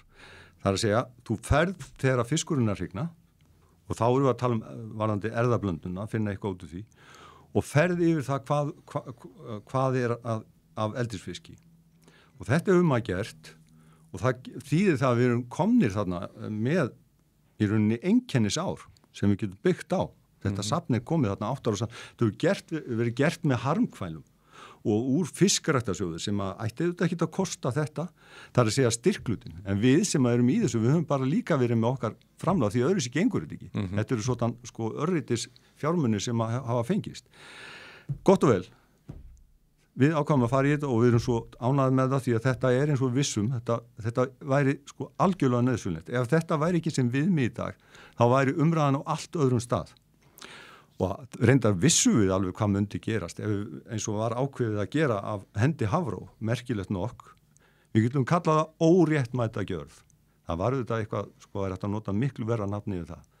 Þegar þeir ákvaðu að skilgreina laxastofna í áttamötu erðablönduna sem einungis á stofna sem hefðu verið skráð veiði yfir í helst ákveðin árafjölda og ákveðin mikið magn. Líffræðilega séð þá það, við getum notað ýmis orð, en maður hefur stundu sagt bara reynilega galin hugmynd. En það var gert og það enn hægt að bæta fyrir það. Og það þýddi það að þeir sem voru veikastir á svellinu, gagnvart þessara erðablöndum, stofnarnir litlu sem eru næst eldinu, þeir myndu verða hart úti. Og það eru við byrjað að sjá núna. Það bara staðfest dæmi með Fífusstaðadalsá að það bara komið upp fyrir meiri sig þessi mörk sem að maður vill láta laga sem í gamla áhættumatinu. Það upp fyrir ofan þau mörk varðandi það að stofngerðin eyðileggist ekki hjá þessum heimastofni í Fífusstaðadalsá og þess vegna svo mikið mál að menn sjáu að sér og það það sem það Ég meina, það hafa allir lent í því að gera eitthvað mistök og maður hefur þá bara bætt fyrir það ef maður lendir í því en þegar að menn þegar það ekki bara ljóst í rauninni í byrjun heldur svo ítrekað að þetta ekki að ganga meira þess að fengin til þess að reyna að kaupa einhver sérfræðingarnefnd hún bara kemst því sama, þetta ekki að ganga og svo niðurstöðunar áfram gakk og þetta núna bara eins og með Fífusstaðadalsá þetta núna eins og ég var að segja við aðila eins og í ráðuneytinu þetta bara reglan, þetta ekki undantekningin og þetta komið yfir mörkin og þá bara eitt í stöðunni og þetta átt að vera allan tíma það að laga þetta áhættumat eins hratt og mögulegt og meðan það verið að vinna í því að gera það sem það hefði átt að vera að gera allan tíman að passa upp á þessar ár með einhverjum öðrum leiðum til þess að þreyja þóran þangað til að það komið í brúk. Það hefur maður náð að gera einhverju leiti að því að maður hefur sópað þessum fiskum upp á land en sumir hafa verið búin að hrygna og svona eins og gengur. Þetta ekki hægt með þessari aðferð svo mikið en ekki svona 100% en með því að fá þetta inn í matið, það kostar að vissu að magni sem í eldi verður að lækka. Við vitum það. Þess vegna þetta svo finnst mönnum þetta svo óspennandi og það sem réði að þessum stofnum var hent út í byrjun. Það var einungis til þess að fá magnið á þann stað sem menn vildu. Það er engum að blandast hugur það hvernig það var ákveðið. Já, og mikill lobbyismi. Ég að tala það. Þetta er þvílíkt. Þannig að það sem þarf að gera þetta og ég, þegar ég var að tala það, að ég finnst margt skrítið hitt og þetta, þá var það þannig að það þó ekki verið það núna að í fyrsta sinn sko núna var vildi svo til að hvað var í liðnum mánuði þá svarar ráðherra fyrirspurn það að það sé engin erfðablöndun. Fyrirspurnum hvort það sé erfðablöndun. Það voru rangar upplýsingar sem hún hafði fengið, það var ekki svo sem hennarsök, en hún fekk rangar upplýsingar frá Hafrannsóknastofnun. Ég veit ekki hver réttinu það hefur ekkert komið fram, en ég brást skart við og varðandi niðurstöðu sem eru frá rannsóknum sem ég hefur verið að vinna þarna í þessum 3 ám og gögnum reyndar sem ég hef safnað víðar sem ég setti inn í úrvinnsluna. Og þá vinnu ég að vinna í samráði við Háskóla Íslands, hann Snæbjörn Pálsson sem prófessor í stofnlíffræði þar. Og við erum að útbúa skrifa grein og eins og gengur þá þarf þegar þetta ekki meiri völlur á manni þetta, tekur sinn tíma og það stóð til og stendur til að hún birtist í vetur. En hún semst ekki byrt og svo kemur þessi fréttaflutningur. Þá var ekkit annað í stöðunni heldur bara koma með þetta sem var þó allavega og það var bara hengt við fréttina sko framvindu skýrsla til Fiskræktarsjóðs þar sem fórum svona bara almennum orðum yfir það og í gröfum og ritum hvernig þetta væri frá því vor og þó vanalega menn ekki að birta óbirt gögn áður en það nú aðeins meiri í hú heldur maður getur haldið kjafti svo þarna daginn eftir þá var Svandís bara búin að draga þetta tilbaka og það var virkilega gott og ég sem sagt sýnir að hún bara fer eftir því sem liggur fyrir og það sem meira var, ég í fréttin þá notaði tækifæri, sko það kom fram í fréttin, en ég notaði tækifæri og sendinni þessar upplýsingar auðvitað, að þá baði ég fund og hún varði því og nú ég í nóvember búin að eiga 2 fundi niður í matvælaráðuneytinu, bæði með skrifstofustjórunum henni og fjölmörgu fólki sem vinnur að þessum málum. Og ég svona bjartsýn, sko maður oft verið bjartsýn og þurft að bakka með þá bjartsýni. Ég dropinn að hola steinin. Já, en ég bjartsýn á að það sé hægt að, eins og ég það sem aðalmálið þessu spjalli mínu við þau bara að það verði ráðist í að vinna bug á þessum bráðasta vanda. Þetta heima tilbúin vandi, við vitum það öll. Og hvernig það gert? Jú, fyrstulega koma þessu bara öllum laxastofnum sem við þekkjum inn í áhættumatið. Það bara fyrsta versið. Ef að þeir geta með einhverjum rökum skýrt það að þeir þurfi einhvern viðbóta tíma til að koma þessu sem vantar upp á, þá eina ráðið í þeim biðleik sem að þá myndi vera í gangi til að bjarga andlitinu, gagnvart náttúrunni, væri að fylgjast með þessum ám sem við vitum að lax í. Því að þó að maður hafi skakklapast þessar ár sem ég að nefna, þá við vitum aðrar ár en það enginn að fylgjast með þeim. Hvernig hefur erfðablöndunin verið þar? Mjólkaðu kannski ekki dæmigerasta dæmið. Og hérna þess vegna þangað til að þetta komið inn, reyndar Fífustaðadalsáin dæmi yktaradæmi því að eins og ég sagði við á, þarf bara að fara í gjörgæslu núna. Og það er kannski hægt að gera það á snirtilegan hátt, fyrst að þessi hún komin svona sem lykil á fyrir dæmigerðar smáári í nágrenni kvíaldis að setja þá bara upp gildru þannig að sé þetta veiða þá bara hreinlega og flokka þar frá sem þannig gert þá að þú myndir taka síni líka fiski sem að gæti verið vafi á og hann fær ekkit upp fyrir en að það væri ljóst að hann væri þá ertu líka að safna svona nákvæmari gögnum heldur en hægt með þessar aðferð sem ég hef verið að nota en svo þyrftur þá þangað til að sú á komin inn í áhættumati og áhættumati á þeim grunni farið að virka, þetta tekur smá svona tími að þá þyrftur að fylgjast líka með hinum sem þú veist áfram þessu sem maður fylgst með og öðrum sem við vitum þarna og öðrum landsvæðum sem í nágrenni allavega fara einu svona ári að virðingu við þess að stofna þangað til að þetta komið inn því að þetta heima tilbúin vandi og það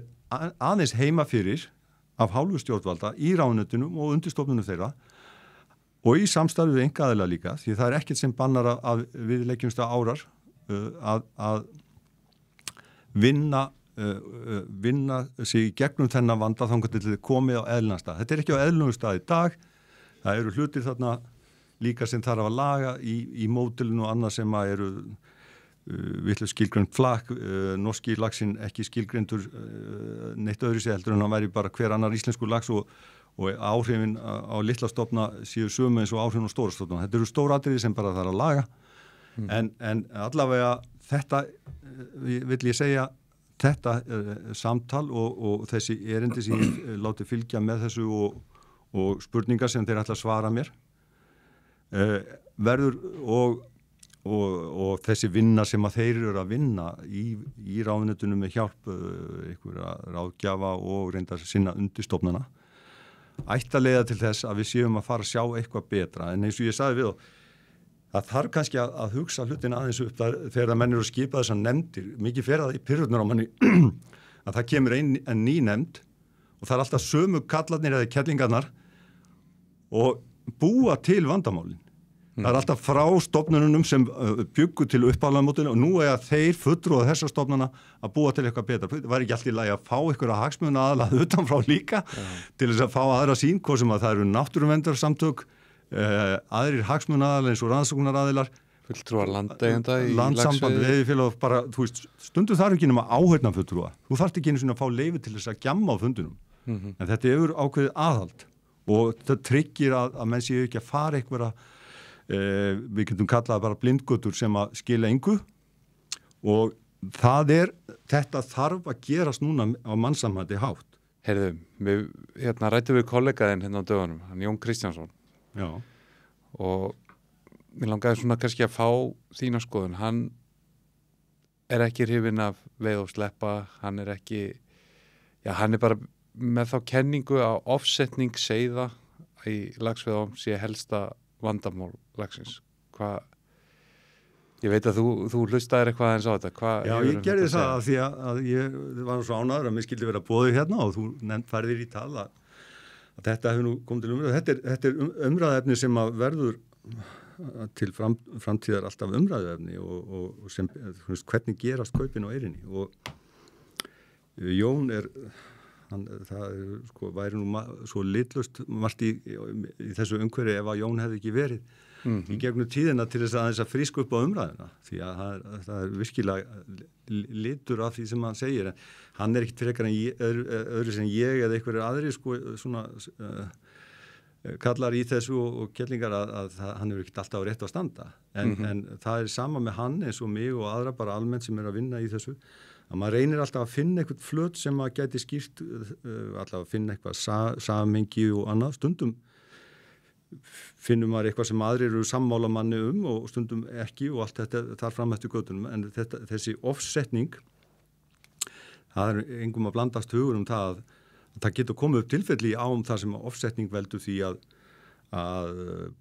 bæði vöxtur og stærð árganga segið á annað það getur orðið brestur í þessu vegna það eru of margir of lítið það er alveg þannig en reynum kannski af því að það er alltaf verið að reyna að nálgast þetta einfalt ef það væri alltaf bara nóg að vera með nógu lítið af öllu þá værum við þá ekki bara búin að leysa þetta og allar ár fullar af fiski við höfum alltaf bara sjá til þess að vera lítið að laxaseiðum í ánum og við þurftum ekki eins og að ræða hvernig laxgengdin verður næsta ári, það er bara alltaf fullar árnar af laxi og við dræfum undir allt því að við þurftum hvað sem er að reyna að gringa á þessu.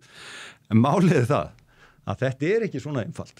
Samspilið eru þetta hjá laxinum dálítið svona atvinnuskapandi virkilega fyrir rannsóknaraðila því það er bæði í ferskvatn og sjó og það sem gerist í ferskvatni tengist því sem gerist í sjó þó að sé ekki alveg þráðbeina tengingur og við vitum ekki ennþá alltaf hvað er að gerast og þannig að til dæmis það sem að svona Jón var til dæmis að vísi að þegar það er lítið að segðum þá koma góðir árgangar tilbaka úr sjó en býtu nú við ef það væri alltaf þegar það er lítið að segðum þannig að hafi geti bara hlusta býtu það er lítið að segðum og þá verður allt í góðu hérna með þennan fisk þegar hann kemur í sjó það er ekki þannig því að það er eitthvað tenging vissulega því það eru eitthvað tengsl þó að þetta sé svona misjant eftir árabilum og hversu sterk þau eru og lýsandi að þegar það er minna af segðunum sem gang út við getum kallað stoppstærð gönguseiðan eða það sem gengur af gönguseiðum út á einhver ár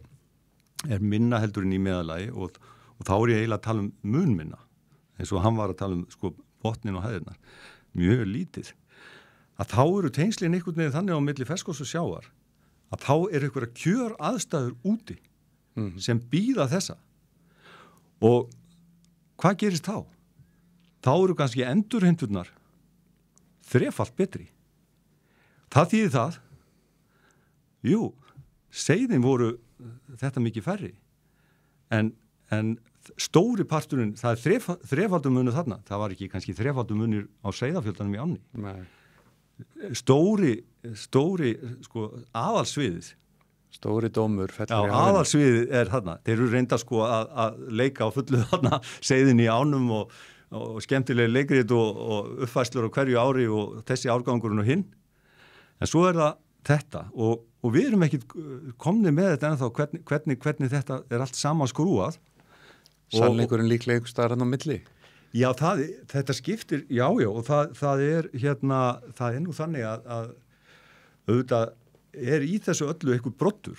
Það er í þessu sem að Jón er nú eldri en tvæfutur og hann, það er í þessu eins og ég segi, það eru koma tilvík þar sem að þetta gerir það að verkum að það er kannski skapast að það nagast eitthvað óþarlega mikið af einhverjum árgangi og jável einhver árgangu verður hundlélugur en saman er þetta þannig að það er nú yfirleitt sko, hérlendis er nú yfirleitt ekki minna en 3 árgangar sko, og þá 2 sem er á bakvið 2 og 3 ára seiði sem er eins og hérna á Suðvesturlandinu 2 og 3 ára meira 2, 3 og 4 fyrir norðan og var enn eldra áður að sem er á bakvið hverja útgöngu og þetta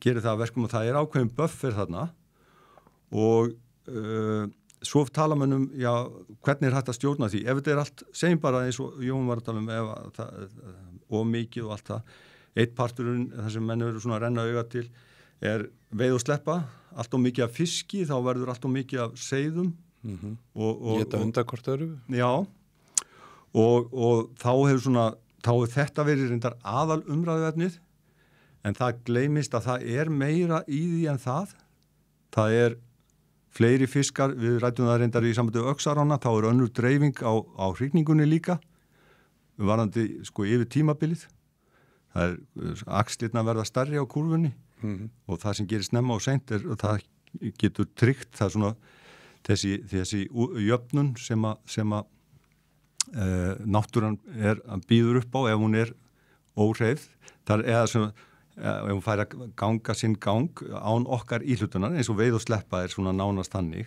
þú veist, kannski einhverju fiskar aldrei þreyttir á veiðum en það er búið að sleppa það nokkuð sinnum en við vita þú veist að allavega haustið er framöndan og veturum og við tökum á því í hrygningunni og bara förum í land og látum losa okkur einu sinni enn af. En málið er að þarna er semst fleira heldur en bara að þessi fiskar geti leitt til þess að það verði fleiri rogn, fleiri seiði og einhver vandamál. Það eru svona bufferar allt frá því hvernig stofnin er samsettur. Það er ekki bara stærðans sem veldur því sko að það er meira af þeim sem að hrygnir snemma og meira sem hrygnir seint.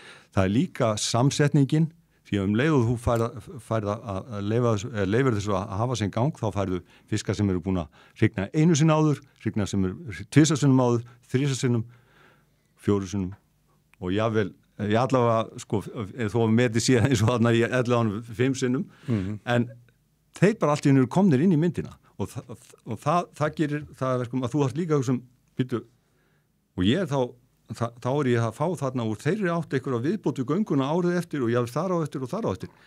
Sumt er bara í stykkjatalið þegar komið í 2 og 3 ár og svo fyrir aðeins, en árið eftir getur það verið í tögatali og jável meiri í einhverjum yktum árum.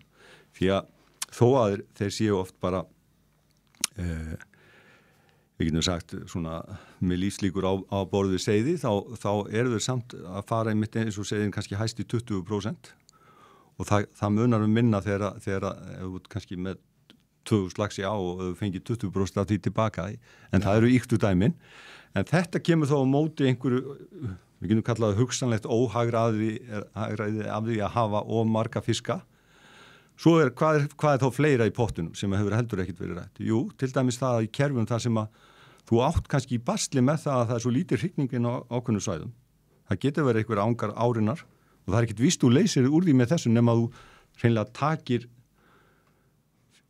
fisk og neyðir hann inn á ákveði svæðið eða setir hrókta því að eins og við höfum rætt, þeir eru svo heimakærir að þeir fara oft bara á sama staðin til að hrygna. Þannig að þú getur með þess að þurft að blanda þér aðeins í það. En segjum bara að sé svona aðeins öðru í sig eins og í Elliðaánum að þú sért með aðrar ár eins og Suður og Húnsá sem að lendu því að það svona fjaraði undan þeirri hrygningu sem þar var þegar best lét áður fyrr. Og þá til dæmis erum við allt í einu með veið og sleppa sem gefur þetta að það eru fleiri fiskar sem komast þangað. Allt þetta skiptir gríðalegu máli. Og ég segi þangað til annað kemur í ljós miklu meira máli heldur það hvort að hugsanlega eitthvað árið nagast meira af þessum árgangi af því að hann var ekki alveg í toppi að éta með við hitt árið. Það kannski olli því bara að næsti árgangu við hliðina tók keflið meira.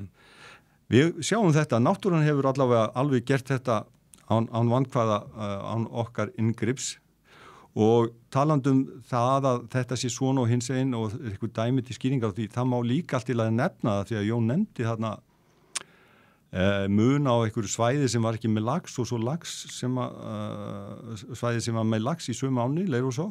Þá tók hann þarna fyrir ofan Tröllafoss og það sem var sleppt laxi til þess að fá segið undan til að auka framleiðinni árinnar og sem að bara stóð snjallt og allt í góðu.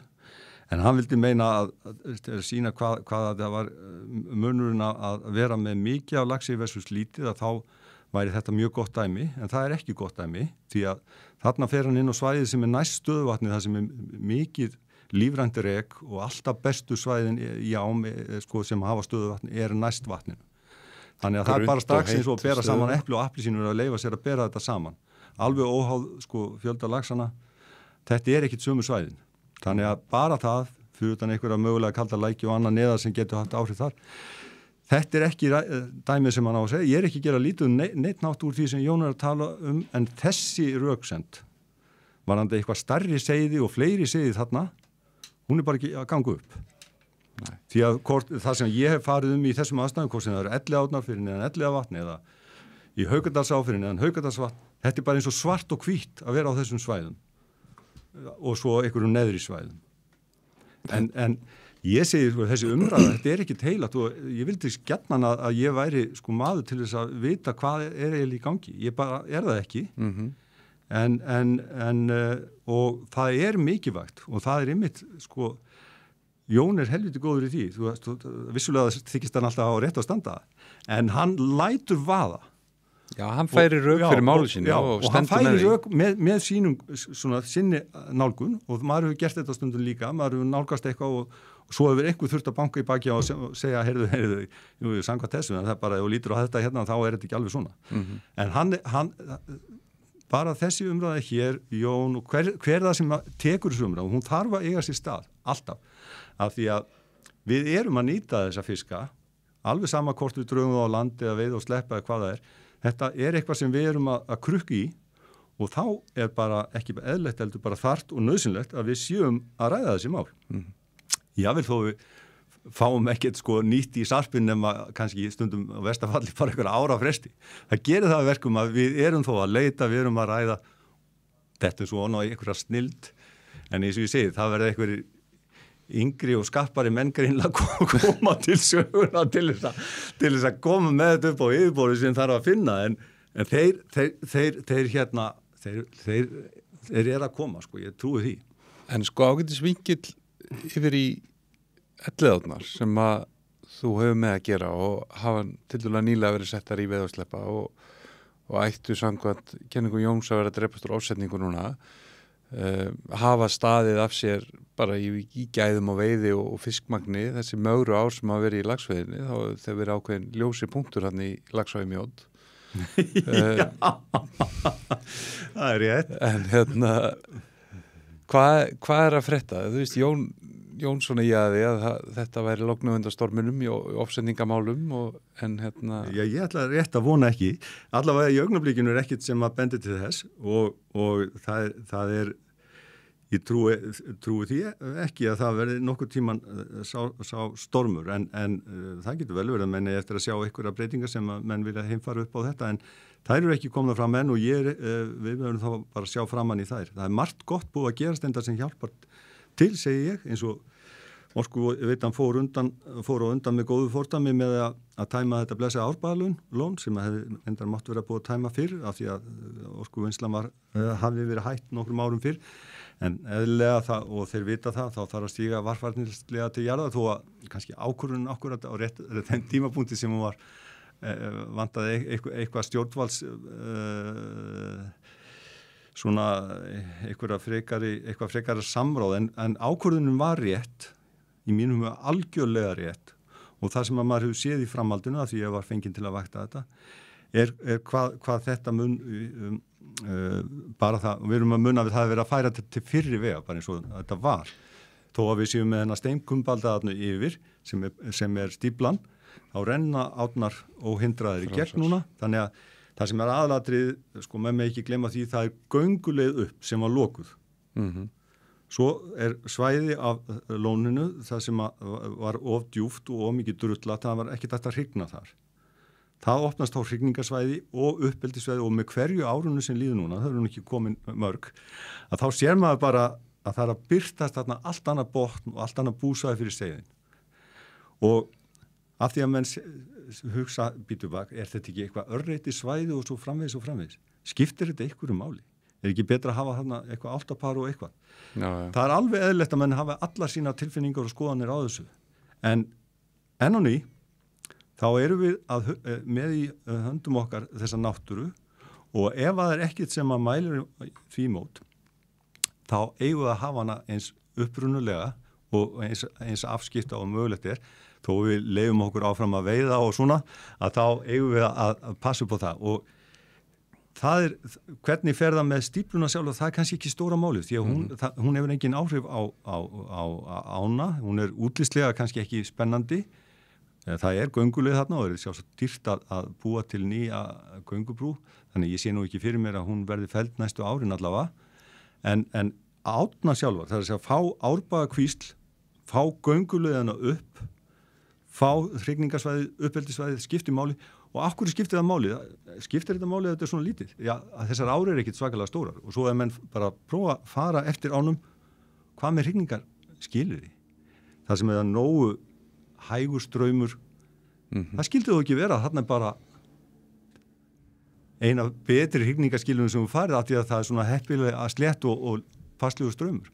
Það er ekki, þú getur ekki strekt alla ána út og sagt að bara hér hrygnir hann á hverja einasta bletti alla ána og þetta er bara svona stórt hlutvall af því. Nei, þetta eru góð hrygningaskilri og þarna erum við með svona hluti sem að hjálpa og svo verður mann bara að fara í gegnum þetta lið fyrir lið. Það enda með því að við ennum þetta að vera að spyrja sér spurninga eins og með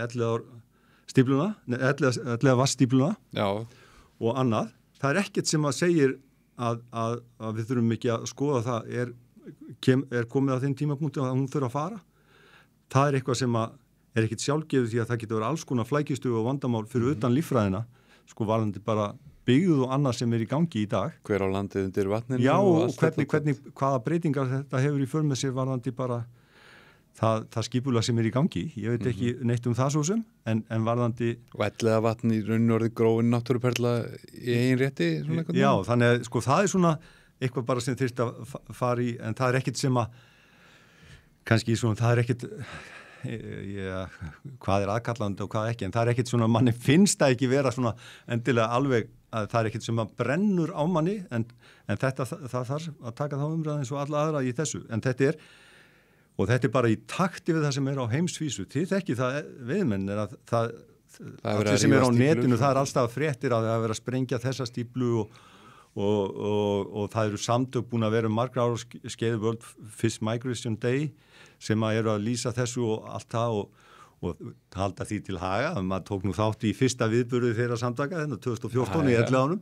Bara komið svo fáir til þess að horfa á seiðin hjá mér. En það var fyrsta skiptið sem að það var gert og þeir eru allan heim og hérna sprengjandi þetta í loft upp og annað og við Íslendingar þegar við höfum færi á að losa okkur við eitthvað svona drauga, þá eigum við bara að gera það. Og ef það til gagns fyrir náttúruna, það er engin þörf á því öðruvísi. Mér fannst eitthvað hjákátlegt þessi svona blaðaskrif og annað frá árbæingum, þau söknuðu þarna lónsins og eitthvað, en þetta er náttúrulega ekkert annað en manngerður drullupollur þegar raforku vinnslu er hægt, sko.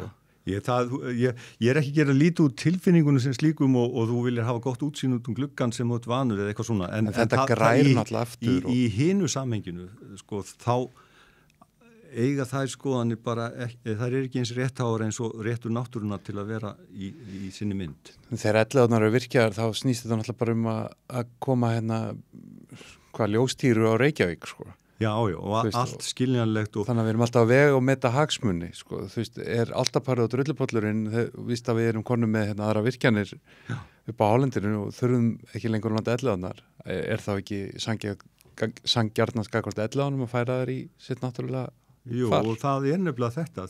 Það þarf á sanngirningsgrundvelli að meta þessa hagsmuni og það er bæði með það sem að þarf ekki lengur að vera, sko, þar sem við getum lagað til eftir okkur, eins líka þar sem við hefum verið að ganga á náttúruna eins og í lagafljótunum, þar sem við getum reynda að bæta fyrir það og eins er það með eldið að við eigum auðvitað að stoppa á einhvern stað, við getum ekki sem sagt á kostnað náttúrunar bara til þess að sé aðeins meiri gróði fyrir erlendu eldisfyrirtækin.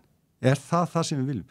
Staðin fyrir að það sé bara kannski einhver myndi segja eðlilegu gróði eða ásættanlegu gróði, því þetta er allt í bullandi gróða hjá þeim, en það faraði með hverju krónu út, að þá séu þær krónur settar allavega í eftirlit og varnir gegn okkar stofnum og annað sem þarf, þannig að við séum allavega ekki eins og hefur verið, við höfum að borga með okkur, þetta er svo sorglegt, við höfum að borga inn í þessa hít. Tjekkin fyrir eftirlit og allt það endar á okkur, en við fáum ekkert af gróðanum. Já, og ég verður nú að segja að það er hraustleika merki að heyra frá Noregi. Þar sem þeir eru komnir með þetta inn í þingið að skattleggja hlutina og líka eftir stærð fyrirtækja og þessu eldis umfangi. Þannig að, og þá líka að sitji eftir í heimabyggð. Þetta 40-60 sem þeir voru með, hvernig væri bara að nota það? Menn sem eru að fá þarna það sem að tala svo mikið um þessa atvinnu og annað til sín eins og í Arnarfirði. Þeir eru á hnjánum að reyna að fá hafnagjöldin sín eða annars bara sem ætti að vera sjálfsagður hlutur af því að það þarf alltaf afslátt allstaðar. Helst þarf það ekki að kosta neitt. Og við erum að koma með þessi störf. Já. Þetta er bara að gefa okkur þetta. Já, og þetta ef að skatturum væri bara svona eðlur eins og fyrsta stjórnvöld ákveða þetta, það er þetta að laga þetta ennþá. Þetta er ekki heldur inn í eilífa framtíð eins og í Arnarfirðinum það er leyfin til 32 og þau eru meira segja háð erðamati áhættumatinu á erðablönduninni, þannig að segjum að menn tækja á sig rauk og breyttu því, þá er það inn í að þeir getur verið neyddir til að lækka magnið sem þeir ala. Og en óháð því þá er þessi samningur tekin upp í því fyrirtæki 2032. Það væri þó allavega ekki seinna veitna en þá, og vonandi fyrr, hægt að koma því við að svona flatur skattur sé settur. Þannig að menn þurfi ekki hvorki stjórnvöld og opinbera stofnanir eða heimamenn að vera á hnjánum í kringum þessa aðila að reyna að fá ykkur að brauðmóla, heldur fái bara það sem þarf til þess að sóðaskapurinn sé engin, eða sem sé, við skulum segja það, sóðaskapurinn sé ekki að skaða sjálfbærni í íslenska náttúru. Að þá sé þetta svona, ég vonaði taki þetta upp eftir Norðmönnum því að, og þetta, ég segi líka, ég veit að þetta kannski fer ekki vel í alla, auðvitað ætti þetta líka að vera með varðandi okkar eigin nýtingu og auðlundum hérna innanlands, það er að segja, hvað með fallvötnin, gufuaflið og annað? Er það endilega eðlilegt að ef þú virkjar hérna, það sem er hérna maskínan sem framleiðir alla peningana og hún er á einhverju landsvæði, segjum bara Fljótsdalsstöð og það sé ekkit eftir nema fasteignagjöld í þeim hreppi og svo svona bara eftir hvernig stuðumenn eru í að henda einhverjum peningum. Það ætti að vera nákvæmlega eins. Þá þetta allt á eðlumum forsendum, því að hver betur, við þekkjum það á veiðánum, að það ekkit, sko, þetta bara sama þversnið af eigundum að veiða á eins og annar staðar í þjóðfélaginu, þetta bara venjulegt fólk, en það fer alltaf þannig að ef þú átt hlutin þá hugsaðu betur hann. Og með því til dæmis að hafa þetta svona og þú færð þarna segjum bara 40-60 fyrir orkuna sem framleitt, þá myndu heimamenn sannarlega gera allt sem þeir geta til að passa upp á sitt varðandi náttúruna og bara allt almennt. Ekki það að stjórnvöld hérna sunnan heiða sé eitthvað illa þengjandi. Þetta bara svona. Ef þú setur þetta svona upp, þá fer þetta alltaf þannig að það alltaf einhver sem vantar penning og það alltaf einhverjir aðrir hagsmunir sem taldir svona ægilega ríkir að sá sem að hérna gaf möguleikann að nálgast öðrin og allt það, hann situr jáfnvel uppi bara með skaðan og svo bara eitthvað svona eftir hendinni. Ég náttúrulega einhvern veginn bara á því að það var draga allt þetta fólk fyrir rétt fyrir landráð bara. Það væri næst. Þetta ekkert annað. Bara við erum bara að gefa þessum normunum þetta. Maður getur ekki alltaf verið málefnalegur. Það greinilegt að það ekki hægt. En nýtingarlega þá komuður og hreinsuðu hérna upp hvalina á tæplega 30 árum. Hreinsuðu upp hvalina, hvort sem það var Arnarfjörður eða einhverju firðir. Allir þessi firðir sem voru fullir af hval. Það ennþá bara liðin tíð. Jú, það einhver stað hvali hérna við landið og svona, en þetta ekkit, sko, þú veist, þetta dæmi það sem að gerast í fiskeldinu.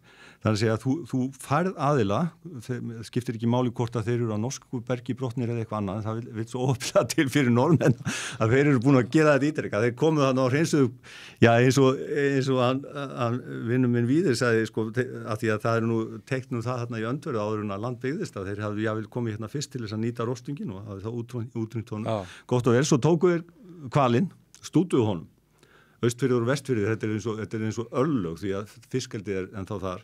Þetta alltaf sömu slóðunar. Þetta verður bara að halda þessu í eyði. En svona milli að gefa fólki möguleika á að halda, við erum að fara að lifa af. En ekki á forsendum náttúrunnar, heldur á forsendum einhverjar erlendra afla. Þeir koma á hreinsa hvalinn, hvað gerist næst? Síldin. Og alltaf skal það vera eitthvað. Ég meina, eitt dæmið sem var ekki rekin minni áróðu fyrir heldur fiskeldinu í Arnarfirðinum. Það var olíuhreinsunarstöð. Ég man eftir því. Þetta var lífspursmál fyrir þetta byggðarlag. Og maður fékk á tilfinningunni að það væri lífspursmál fyrir Ísland. Já. En það virðist ekki hafa skipt neinu máli að þessi olíuhreinsunarstöð reisi ekki. En hvaða ætlum við að endur taka sömu vitleysun oft í öndverðu? Þá var þetta allt skiljanlegt. Því að það var vantaði pening og þekking og annað, það var enginn sem vissi hvernig þetta myndi enda og varð okkur til góðs. En núna, þá gæti þetta verið mönnum til góðs ef við bara myndu hugsa málið þannig að það er nóg að græða töluvert, en þú þarft ekki að græða svo rosalega að þú þurfir að leggja allt í auðn. En fyrirtæki í Kauphöll virki ekki endilega þannig að það sé nóg að græða töluvert, sko. Nei, þeir eru ekki með myndirnar, sko, á botnunum fyrir neðan kvíarnar á vegnum hjá sér.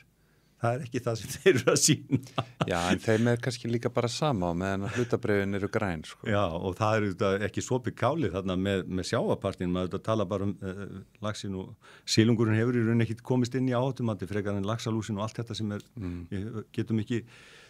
Það einhvern veginn svo mikilvægt að ganga frá erfðablönduninni fyrst en hitt allt þarna inni og bara tikkar, sko. En varðandi hitt að þá, hvort sem það rækja lífríki bórsins og víðar í þessum fjörðum og bara lífríki almennt, að þá sýndi sig að í Noregi þá náður til dæmis að rústa svæðum gjörsamlega með eldinu. Og það var nú einhver að nefna það við mig að með þess að Ómar Ragnarsson, ég held að hann hafi gert þátt það sem að fór, ég vona að ég sé að fara rétt með, það sem að fór inn í norskan fjörð, það sem hafi verið hefðbundin sjávarútvegur og var eins og draugabyggð og þá var búið að keyra það fiskeldi þannig að það var bara, botnin var bara, hann var bara eyðimörk. En þeir góða fólki á Skeljungi stendur með okkur í þessari dagskrárgerð og þeir vilja alltaf að við spyrjum viðmæluna uppáhalds veiðiflugu. Ég held að í þínu tilfelli væri það kannski háfur. Já, en það er nefnilega málið, uppáhaldsflugan mín er háfur og ég... Og spotlight. Já, og talandi há, ég hef nú ekki nefnt það, en sem sagt, ég byrjaði mína háaveiði 10 ára gamall, rétt að verða 11, við rættum það nú þegar ég var komin norður Þingeyjarsýslur á mínum yngri árum og náði nú að vera þar á 2 bæjum og seinni bænum Stúlu og þá sá ég meðal annars hænsnin á bænum, svona meðfram öðrum verkum. Þetta var allt aldurnýð og verðt ekkert og var svo handónýtt og lirett að maður skammaði sín. Og ég hugsaði nú hvað væri hægt að gera og ég ákvað það að nú skildu það að fá nýmeti með þessu öllu saman sem það verður svona afgangarnir og drastlít fórið. Þannig að ég fór með háf og veitið alveg í djöfulmóð þarna alveg, sko það kom mér á óvart hvað ég komst langt sko upp lækina upp á heiðar með lækjalóntunar. Það voru, ég bara ætlaði ekki að trúa því hvað ég var að fá ennþá. Þannig að ég veiti þetta, auðvitað ekkit veið og sleppa þar, svo var ég bara með kutan og brytið þetta niður og svona til að stytta söguna þá bara varpið þannig að fólk trúði því ekki hvað var að gerast, að ég bar svo mikið af veggjum þannig inn í hús að það var á þessum grunni. Ég vonaði að þessi stofna sig búin að jafna sig í dag. Já. Við vorum einmitt að rökrað daginn, sko, hvernig þú færð fiskana í Öxaránni. Já, það má ekki fara of djúpt í það. Nei, en þetta er nú í grunni bara einfalt, og það er þessuna sem er svo gott að nota háin. Það er og að þú getur valið, og ég var auðvitað lengst á þegar sérstaklega með merki þar sem ég þurfti að ná í rafendamerkin til að tappa gögnunum hana, þá var ég að útkiki bara eftir fiskunum sem ég ætlaði að og svo sett í búr og losa það og allar gert þetta svona, en það er líka allt í lagi að nefna það að því að við erum með þessa litlu ár, það erum ofta að bera okkur saman í Noreg að þar hafa menn sko í vandræðum sínum kakvart þessu eldi og annað verið í kafarabúningum og djöflast með miklum erfiðismunum að reyna að sækja þessa eldislagsa til að losa það úr ánum. Hér ætlum við vonandi að ganga þannig frá áhættum að erfðablönduna að þetta verði það sem fer upp verði ekki nema það sjaldan og það lítið að það hafi ekki áhrif á stofnana, þurfi ekki að fara í þessa eldingaleiki, en gott og vel, á meðan það er þá höfum við þess að mest í vandinni í litla ánum og þess vegna þegar ég er með háin og ljósið þá næ ég að fara í gegnum fiskin á þess að vera með til dæmis ádráttarnet og rústöllum fiski og það sem ég tók mitt fram í þegar ég var nýri í ráðuneyti var það er það uppáleggja mönnum að muna það að menn eru ekki bara að handleika eldislagsa þegar menn eru að taka einhver draga á í ám, það eru aðri fiskar líka og ef það eru litla með litla stofna þá skiptir öllu máli að þessi aðferðafræði að taka allt á land og stúta því og taka síni og segja svo býtu við að það var nú hérna einhverju náttúrulega, það gengur ekki upp. Því að þú getur notað ádráttarnet, sérstaklega þetta ef þú ert að gera þetta eftir að þú eru búin að festast í hreistri, en þá eru bara, ég get ekki vorkennt nokkru manni því að maður gerir þetta sjálfur, að vera með búr, tekur fiskinn, þú ert að skerð girnið, þannig að þú sést ekki að það skiptir ekki máli með þessi net, fiskarnir skipta öllu. Ef það er eitthvað sem er ekki áberandi eldisfiskur og þú bara dreifur á stánu, þá hendur honum í búr, tekur síni, og svo er það bara skilda þín að þú eru bara að finna út í, er þetta heimastofni eða ekki, og hann fer þá í ána. Því annars erum við bara, ef við myndum nota áfram þessa aðferðafræði eins og var þarna, til dæmis í Mjólká, það er enginn sem segir að það geti ekki hafa verið örreiti stofn í Mjólká, náttúrulegur, það er langlíklegast því að þeir laxarnir fara það sem við köllum, það sem er laxalykt. Og jú, það getur verið þá komin einn eldislags fyrst, en ég þekki það bara úr þessum 3 ám. Það er náttúrulega svo ansi magna tríó þarna sem maður er að vakta í Arnarfirðinum í Ketilhólum. Það er eins sjóbyrtingsá, Fífustaðadalsáin í milli og svo Seládalsá. Í báðum mjög sambarilegu stofn í stærð laxar.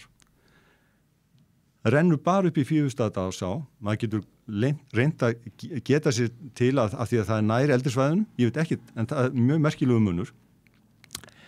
Engin í Bakadalsá og það er næst eldirsvæðinu. Já. Það er sjóbirtingur þar og nóga lykt en ekki rétta lyktin og þess vegna segi ég hvort sem það er mjólk á eða einhver önnur á með örreiti stofn, það verður að passa upp á stofnana. Og eldislagsin mun þá sækja í ár þar sem að eru laxar fyrir. Akkurat.